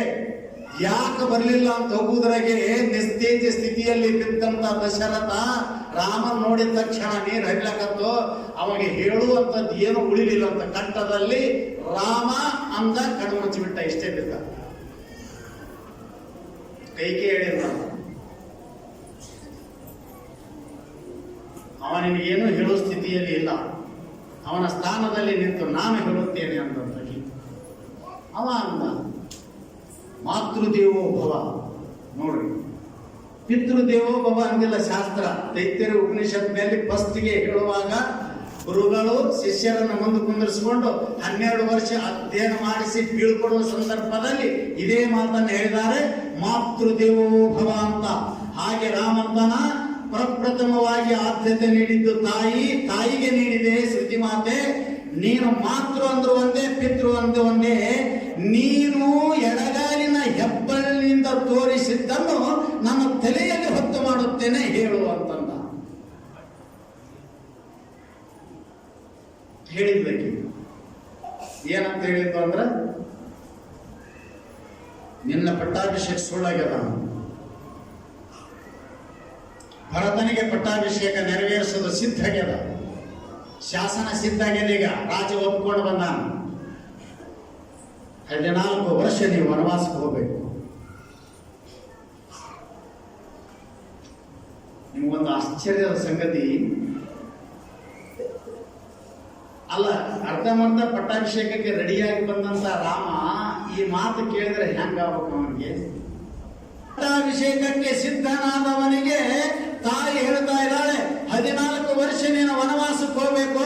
ಭರತನಿಗೆ ಪಟ್ಟಾಭಿಷೇಕ ಆದಂದಾಗ ರಾಮನ ಮುಖ ಹೆಂಗಿತ್ತು ಅಂತ ಕೇಳಿದ್ರೆ, ನಿನ್ನ ಪಟ್ಟಾಭಿಷೇಕ ನಾಳೆಗೆ ಆಗ್ತದ ಅಂತ ಕೇಳುವಾಗ ಮುಖ ಎಷ್ಟು ಪ್ರಫುಲ್ಲಿತವಾಗಿ ನಗುತ್ತಿತ್ತೋ ಅಷ್ಟೇ ಅದೇ ಸಂದರ್ಭದಲ್ಲಿ ರಾಮ ನಗುತ್ತಿದ್ದಂತ ಸಂದರ್ಭ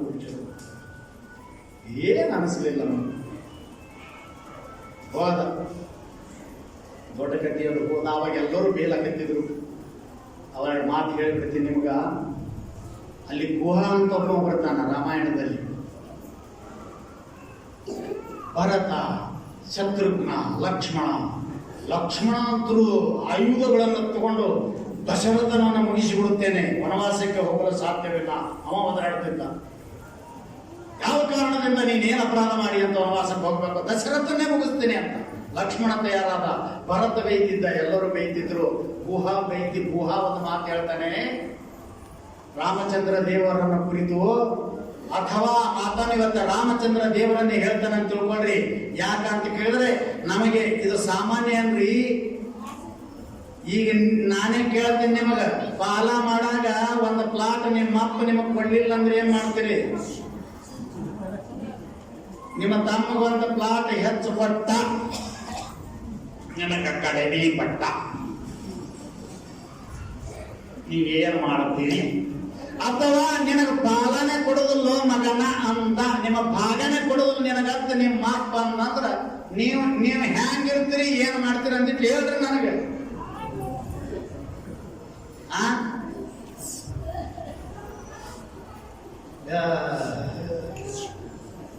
ಕೊಡುದಿಲ್ಲ ಮುದಕ ಬ್ಯಾಡ ಸುದ್ದಿ, ಮುದಕ ಕೊಡಬೇಡ, ಹಿಂಗತ್ತ ಮಾವು ಕೊಡಬೇಡ, ಮತ್ತ ತಗೋತೀನಿ. ಏನೇ ಮನೆ ಬರೋ ಯಪ್ಪ, ಕೇಳ್ರಿ ಒಂದಿಷ್ಟು ಇತಿಹಾಸ ಘಟನೆಗಳು ನಿಮ್ಮ ಜೀವನದಲ್ಲಿ ಹೊಡೆದಾಡ ಸಾಹಿತ್ಯಗಳು ಇಷ್ಟು ಜಾಗಕ್ಕ. ಮಹಾಭಾರತ ನೋಡ್ಬೇಡ್ರಿ, ರಾಮಾಯಣ ನೋಡ್ರಿ, ನೀವು ಜೀವನ ಸಾಗಿಸ್ಬೇಕಾಗಿತ್ತು. ನಮ್ಗೆ ಏನ ರಾಮಚಂದ್ರನ ಹೃದಯ ಎಷ್ಟು ವಿಶಾಲ ಹೃದಯ ರಾಮಚಂದ್ರ ದೇವರದ್ದು. ನಿಮ್ ಮನೆ ನಿಮ್ಮ ಅಪ್ಪ ಪಾಲ ಕೊಡ್ಲಾಂದ್ರೆ ಕೋರ್ಟ್ಗೆ ಹೋಗ್ತೀರಿ, ಇಲ್ಲ ಅವನ ಕತ್ತಿ ಸಿಗ್ತೀರಿ, ಕೊಲೆ ಮಾಡ್ತೀರಿ, ಪಾಲ ತಗೋತೀರಿ, ಭಾಗ ತಗೋತೀರಿ. ತಂದೆ ಅನ್ನುವಂತ ಕಲ್ಪನೆ ನಿಮಗಿರುವುದಿಲ್ಲ.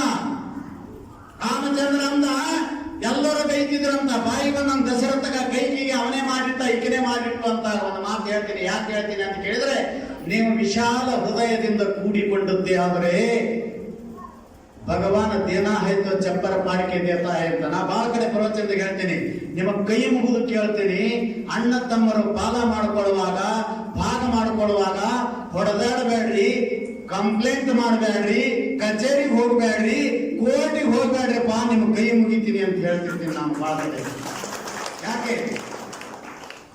ಮೊದಲಿಂದು ಹೋಗ್ತದ, ಆಮೇಲೆ ಮತ್ತೆ ಅದನ್ನ ನಿಂದು ಪಡಿಬೇಕಂತ ಮಾಡಿದ್ದ ಸಾಲ ನಿನ್ನ ತಲೆ ಮೇಲೆ ಕೊಡ್ತಾರ. ಸೋತವ ಸತ್ತ, ಗೆದ್ದವ ಸೋತ. ನಿಮ್ಗೆ ಹೇಳ್ತೀನಿ, ಇದು ದೊಡ್ಡ ಘಟನೆ. ಅಣ್ಣ ತಮ್ಮರಿಬ್ಬರು ಬ್ಯಾರೆ ಆಗಿ ಕೋರ್ಟಿಗೆ ಹೊಡೆದಾಡಿ ಘಟನೆ ಆಗಿ ಹೋಯ್ತು. ಅವ ಇಡೀ ರೊಕ್ಕನೆ ಹಾಕಿ ಸೋತ, ಹೆಂಡತಿ ಕೊಳ್ಳನ ಮೈಯಲ್ಲಿ ಆಭರಣಗಳನ್ನು ಎಲ್ಲಾ ಮಾರ್ದ. ಇಷ್ಟು ಮಾಡಿದ್ರು ಅವನಂತೆ ಕೇಸ್ ಆಗ್ಲಿಲ್ಲ, ಸೋತ್ ಹೋದ, ನೇಣು ಹಾಕೊಂಡವ. ಇವ ಗೆದ್ದವ, ಅದನ್ನ ಇದನ್ನ ಎಲ್ಲಾ ಮಾಡಿ ಅವ್ರ ಸಾಲ ಕೊಟ್ಟಿದ್ದು ಮಂಗಳೂರಿಗೆ ದುಡಿಲಾಕ ಹೋಯ್ತಿದ್ರು. ನಡೆದ ಘಟನಾ ಇದು. ಯಾಕೆ ಮಾಡ್ತೀರಿ? ಮಾಡಬೇಡ್ರಿ. ರಾಮನನ್ನ ಕಳ್ಕೊಳ್ರಿ. ಅವ್ರ ಆತ್ಮೀಯ ಅಂದವ, ಅವನ ಮಾತು ಹೇಳಿದಂತ ಅದನ್ನು ಹೇಳಬೇಕೆ. ನಾ ಇಷ್ಟೆಲ್ಲ ಕುಳಿತು ಕೈಕೆಯಿಂದಲೇ ನಿನಗಿಂತ ದುರವಸ್ಥೆ ಬಂತು, ಅವಳಿಂದಲೇ ನಿನಗೆ ದುಃಖ ಬಂತು. ನಿಮಗೆ ಇನ್ನೊಂದು ಮಾತು ಹೇಳ್ತೀನಿ. ಭರತ, ನಿಮಗೆ ನೋಡ್ರಿ, ಭರತ ಶತ್ರುಘ್ನ ಅಣ್ಣ ತಮ್ಮ, ಸ್ವಲ್ಪ ಲಕ್ಷ್ಯ ಕೊಡ್ರಿ. ರಕ್ತ ಸಂಬಂಧ ಮನುಷ್ಯನ ಜೋಡಿಸುವುದಿಲ್ರಿ, ಭಾವಗಳ ಬೆಸುಗೆ ಜೋಡಿಸ್ತದ. ನೀವೊಂದು ಮಾತು ತಿಳ್ಕೋಬೇಕು. ರಕ್ತ ಸಂಬಂಧದ ಬೆಸುಗೆ ಅದು ಬೆಸುವುದಿಲ್ಲ, ಭಾವಗಳ ಬೆಸುಗೆ ಎಷ್ಟು ಮಧುರ ಇರುತ್ತದ ನೋಡ್ರಿ. ನೀವು ಭರತ ಶತ್ರುಘ್ನ ಅಣ್ಣ ತಮ್ಮಂದಿಲ್ಲ, ಇತಿಹಾಸದಲ್ಲಿ ಮತ್ತೆ ಬರೆದಿಟ್ಟಾರ. ಭರತನಂತ ತಮ್ಮ, ರಾಮನಂತ ಅಣ್ಣ ಇನ್ನು ಎಂದೂ ಹುಟ್ಟುವುದಿಲ್ಲ ಯುಗದಲ್ಲಿ ಅಂತ ಬರೆದು ಬಿಟ್ಟಾರ. ನೋಡಿ ಎಷ್ಟು ವಿಚಿತ್ರ.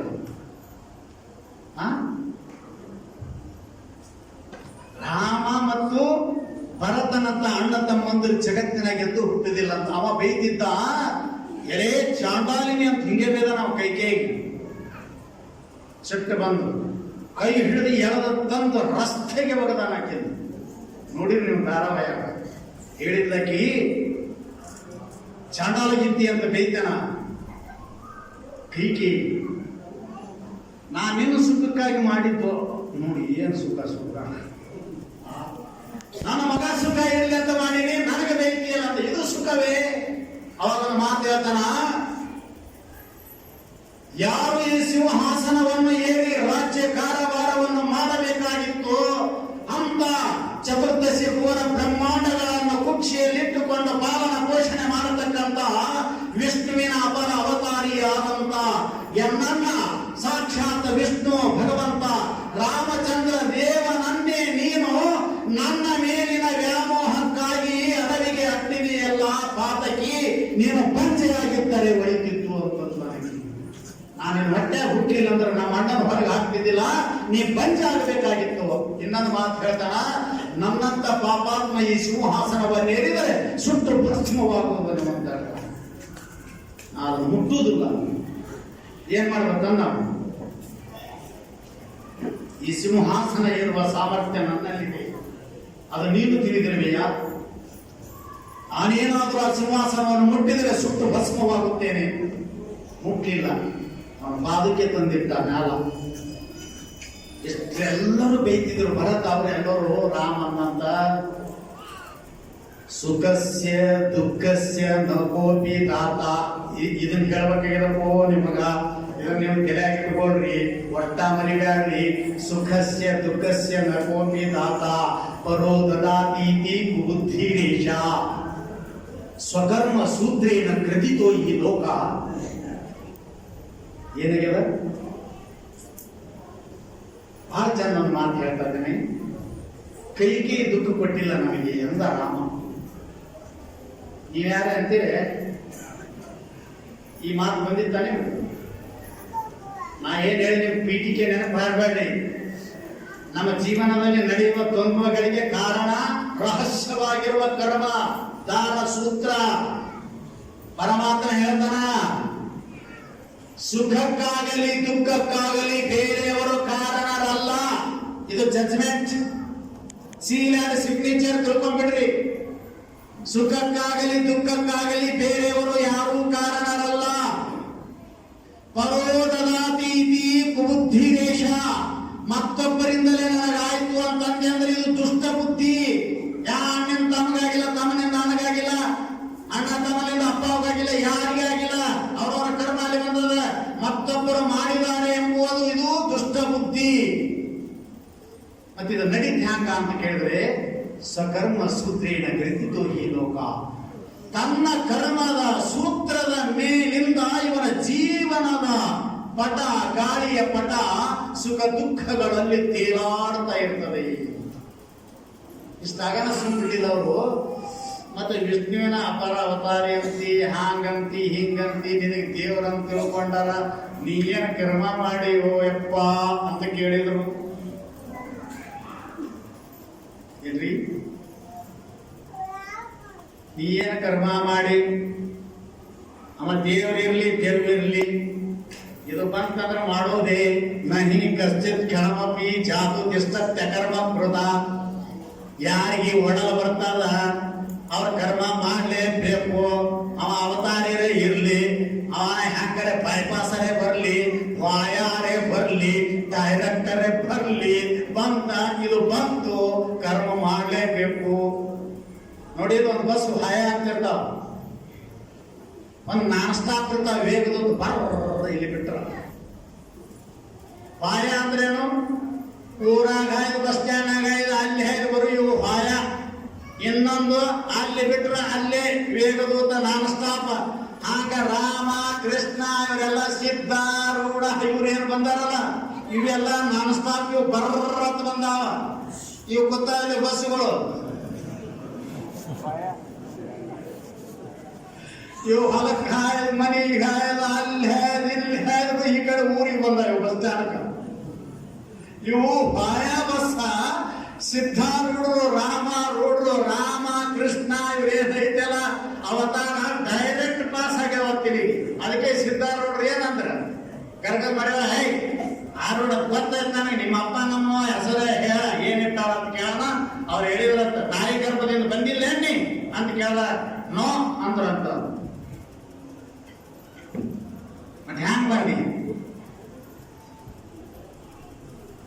ನಾ ಹ್ಯಾಂಗ್ ಬಂದೀನಿ ಅಂತ ಕೇಳಿದ್ರ, ಮಾಯೆಯನ್ನ ಕವರಿಂಗ್ ಮಾಡ್ಕೊಂಡು ಬಂದೀನಿ ಅಂದ್ರ. ಮಾಯೆ ಆವರಣ ಮಾಡ್ಕೊಂಡು ಸೀದಾ ಧರೆಗೆ ಬಂದೀನಿ ಅಂತಾರಂತ ಸಿದ್ಧಾರೂಢರು.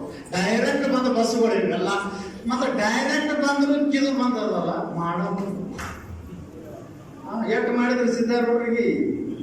ಇದು ಇದ್ದ ಸಲಗೆ ಡೈರೆಕ್ಟ್ ಬಂದ್ರೆ ಇದು ಅಂತಿತ್ತಲ್ಲ. ಅದಕ್ಕೆ ಒಡಲುಗೊಂಡವ ಹಸಿವ, ಒಡಲುಗೊಂಡವ ಹುಸಿವ, ಒಡಲುಗೊಂಡವನೆಂದು ಅಡಿಗಡಿಗೆ ಜಡಿದು ನುಡಿಯಬೇಡ, ನೀನು ನನ್ನಂತೆ ಒಮ್ಮೆ ಒಡಲುಗೊಂಡು ನೋಡ ಚಾಲೆಂಜ್ ಮಾಡಿದ್ರು ನಮ್ಮ ಶರಣರು ಪರಮಾತ್ಮನಿಗೆ. ಏ ಅವ ಸುಳ್ಳು ಹೇಳ್ತಾನ, ಕಳು ಮಾಡ್ತಾನ, ಅವ ಸಂಸಾರಿ ಅವನ, ಅವ ಹೇಸಲನ, ಅವ ಹಸಿವನ, ತೃಷಿಯನ ಅಂತ ನನಗೆ ಬೇಯಬೇಡ. ಗಂಡ ಸಿದ್ಧೇಂದ್ರ ಹಿಂಗ ಕನ್ನಡದಾಗ ಏನನ್ಬೇಕು, ಅವ ದೇವ್ರಿಗೆ ಅಂತಾನ, ಗಂಡ ಸಿದ್ರ ನನ್ನಂಗ ಒಡಲ್ ತಗೊಂಡು ಬಂದು ಏನೂ ಮಾಡಲ್ಲ, ಹೋಗ ಅವಾಗ ಹೌದು ಸರ್ವ ಹತ್ತಿಲ್ಲ. ಯಾಕೆ ಹೋಗ್ಬೇಕು? ಇದು ಬತ್ತಂದ್ರೆ ಹೇಳಿದ್ರೆ ಮಾಡಬೇಕ್ರಿ. ಅದಕ್ಕೆ ನೀ ಏನ್ ಮಾಡಿ ಅಂದ್ರೆ ನಾನು ಒಡಲ್ ತಂದೀನಿ ಓಯಪ್ಪ, ಸಾಕಷ್ಟು ಸಲ ಮಾಡೀನಿ ಅಂದವ ರಾಮ.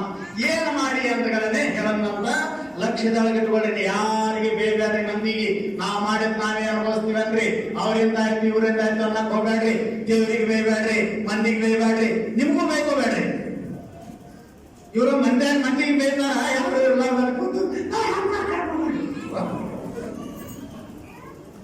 ಮನೆಗೆ ಹೋಗಿ ಹೊಡ್ಕೊಂಡು ಅಳ್ತಾವ, ಮಂದಿಗೆ ಬೇಯ್ತಾವ. ಹಂಗ ಮಾಡಕ್ ಹೋಗ್ಬೇಡ ನೀವ್ಯಾರ. ಯಾಕೆ? ಪರಮಾತ್ಮನಂತ ಜಸ್ಟ್ ಇದ್ರ ಹಿಂದೆ ಏನಿತ್ತು ಅಂತ ಕೇಳಿದರೆ ಪರಶುರಾಮ ಅವತಾರ ಇತ್ತು. ಏನಿದ್ರಿ? ಪರಶುರಾಮ ಅವತಾರ ಇತ್ತು. ನಾವೊಂದಿಷ್ಟು ಮಂದಿ ಅನ್ಕೊಂಡಿದ್ದೀವಿ, ಆದ್ರೆ ತಂದೆ ತಾಯಿ ಅವರು ಕಚ್ಚಾಟದಲ್ಲಿ ರೇಣುಕೆ ನನ್ನ ತಾಯಿ, ಪರಶುರಾಮ ಅವತಾರದಲ್ಲಿ ನನ್ನ ತಾಯಿ ರೇಣುಕೆ ಜಮದಗ್ನಿಗೆ ಏನೋ ಒಂದು ಅಲ್ಲದ ಕಾರ್ಯದಲ್ಲಿ ಅವನಿಂದ ಉಚ್ಚಾಟಿತಗೊಂಡಂತವಳಾಗಿ ಅವನ ಶಾಪಕ್ಕೆ ಗುರಿಯಾದಾಗ ಅವಾಗ ನಮಗೆ ಹೇಳಿದ್ರು, ಅವಳ ಚಂಡವನ್ನು ಕತ್ತರಿಸಂತ ಯಾರು ನಮ್ಮ ಅಣ್ಣ ತಮ್ಮಂದಿರು ಆಗಲಾದಾಗ ಪಿತೃವಾಕ್ಯ ಪರಿಪಾಲನೆ ಮಾಡಬೇಕಂತ ಪರಶುರಾಮ ಅವತಾರದಲ್ಲಿ ನಾನು ರೇಣುಕೆಯ ತಾಯಿಯ ನನ್ನ ತಾಯಿಯ ರುಂಡವನ್ನು ಚಂಡಾಡಿದ್ದೆ. ಅದೇ ಕರ್ಮ ಇಂದಿನ ದಿವಸ ನಾನು ರಾಮಾಗಿನೇ ಆಕೆ ಕೈಕೆಯಾಗಿ ಬಂದ ನಾ ಮಾಡಿದ್ದ ನಾ ಊಟ ಮಾಡಾಕ್ತೀನಿ. ಇದಕ್ಕೊಂದು ಸೂತ್ರದ ಅಪರಾಧ ವೃಕ್ಷದ ನಾವೇ ಹಚ್ಚಿ ಬಂದ ಮರದ ಹಣ್ಣುಗಳಿದೆಲ್ಲ. ಇನ್ನೊಂದು ಮಾತು ಹೇಳಿ ಮುಗಿಸ್ತೀನಿ. ರಾಮಚಂದ್ರನ ಪಟ್ಟಾಭಿಷೇಕದ ಮುಹೂರ್ತ ತೆಗೆದವ್ರು ಯಾರು ಗೊತ್ತಲ್ಲ?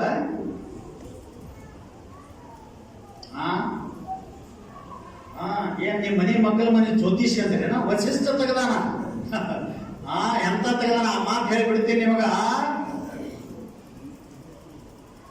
ಕರ್ಮಣೋ ಹಿ ಪ್ರಧಾನಂ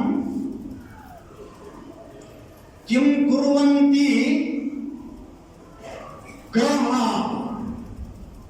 ವಸಿಷ್ಠ ದತ್ತ ಲಗ್ನಶ್ಚ ರಾಮ ಕಿಂ ಭ್ರಮತಿ ವನಂ ಅಂತ ಲಕ್ಷ್ಯ ಕೊಡಬೇಕು. ನಾಳೆಗೆ 6 ಗಂಟೆಗೆ ರಾಮಚಂದ್ರ ದೇವರ ಪಟ್ಟಾಭಿಷೇಕ ನಾ ಹೇಳಿದ ಮೂರ್ತಿಗೆ ಕರೆಕ್ಟ್ ಮಾಡಿದ್ರಿ ಅಂದ್ರ ನಿರ್ವಿಘ್ನವಾಗಿ ಪರಿಸಮಾಪ್ತಿಯಾಗಿ ಪಟ್ಟಾಭಿಷೇಕ ಮುಗಿತದಂತ ಕರ್ಮದಲ್ಲಿ ಎತ್ತಿದ ಕೈಯ ವಸಿಷ್ಠ. ಅವನಷ್ಟು ಜ್ಯೋತಿಷ್ಯ, ಅವನಷ್ಟು ಯಾವ ಗೊತ್ತಿದ್ದಿಲ್ಲ. ನಮ್ಮಂಗೇನ ಅರ್ಧಂಬರ್ಧ ಜ್ಯೋತಿಷ್ಯ ಅಂದ್ರೆ ಏನು? ಯಾವನೊಬ್ಬ ಅರ್ಧಂಬರ್ಧ ಜ್ಯೋತಿಷ್ಯ ಹೇಳ್ತಿದ್ನಂತ. ಅವ ಆ ಕಡೆ ಸಾಂಗ್ಲಿಯಿಂದ ಒಂದು 5 ಎಣ್ಣೆ ತಂದಿದ್ದಂತ. ಅವ ಹಿಂಕೊಂಡು ಓಡಿನು 5 ಎಣ್ಣೆ ರಾತ್ರಿ ಹರ್ಕೊಂಡು ಹೋಗ್ಯಾವ. ಅವ್ರ ಊರಾಗಪ್ಪ ಒಂದು ಜ್ಯೋತಿಷ್ ಹೇಳ್ತಿದ್ನಂತ. ಅರ್ಧಂಬರ್ಧ ಪಂಚಾಂಗ, ಅಜಮಾಸ್ ಪಂಚಾಂಗ ಅಂತ ಇರ್ತಾವ ನೋಡ, ಅಜಮಾಸ್ ಪಂಚಾಂಗ ಹೇಳ. ಅವನ ಹತ್ರ ಹೋಗ್ಯಾನ. ಯಾಕೆ ಬಂದಿ ಅಂದ. ಇದರ್ಲಿಂದ ನಾನು ಎಣ್ಣೆ ತಂದಿದ್ದೀನಿ ಸಾಂಗ್ಲಿಯಿಂದ ಕಡೆ ರಾಜಸ್ಥಾನದಿಂದ ಅವು ಹೊಡ್ಕೊಂಡು ಹೋಗ್ಯಾವ. ಸಿಕ್ಕಾಪಟ್ಟೆ ಕಾಸ್ಟ್ಲಿ, ಅವು ಸಿಗ್ತಾವಿಲ್ಲ ಅದಕ್ಕೆ ಕೇಳಕ್ ಬಂದೀನಿ. 500 ರೂಪಾಯಿ ಇಟ್ಟು ಅಂದ. 500 ರೂಪಾಯಿ ಇಟ್ಟ. ಅವ ಪಂಚಾಂಗ ತೆಗದ, ಅಜಮಾಸ್ ಪಂಚಾಂಗ ತೆಗದ. ಅವ ಹೇಳಿದ್ನಂತ, ನಿನ್ನ ಎಮ್ಮೆಗಳು ದಕ್ಷಿಣ ದಿಕ್ಕಿಗೆ ಹೋಗಿದ್ದರೆ ಹೋಗಿರಬಹುದು, ನೀನು ಹುಡುಕಾಡಿದರೆ ಸಿಕ್ಕರೆ ಸಿಗಬಹುದು ಅನ್ನಂತ. ಅಂತ ಹೇಳಕತ್ತಿದ್ದ. ಇವ ಹಗುರು 500 ರೂಪಾಯಿ ನೋಟ್ ತಗೊಂಡು ಕಿಸಾದಾಗ ಇಟ್ಕೊಂಡ.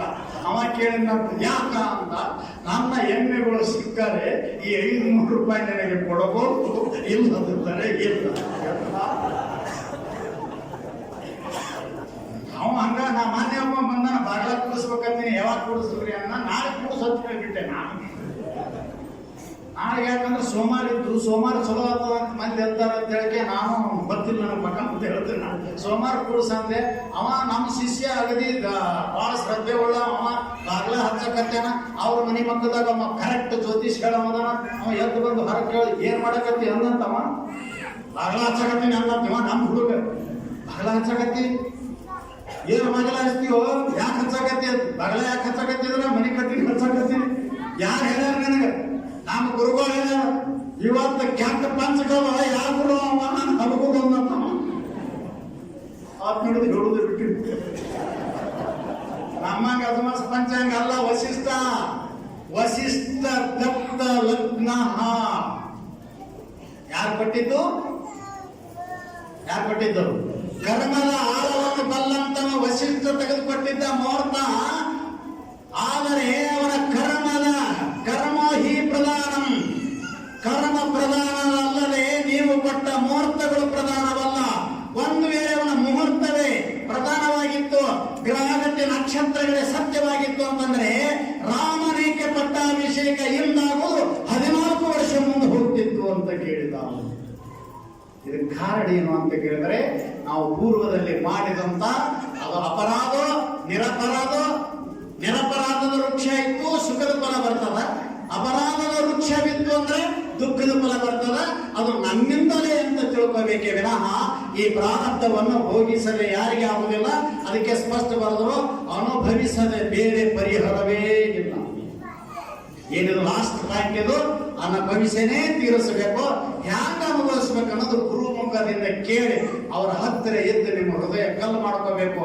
ಬಹಳಷ್ಟು ಜನ ಇದರ ಕೈಯೊಳಗೆ ಸಿಕ್ಕು ನಾಶ ಆಗಿ ಹೋಗಿದ್ದಾರೆ. ಅದಕ್ಕಾಗಿ ನಮ್ಮ ಜೀವನದಲ್ಲಿ ಮಾಡಿದ ಕರ್ಮದ ಫಲ ನಮ್ಮ ಜೊತೆ ಸದಾವ ಕಾಲ.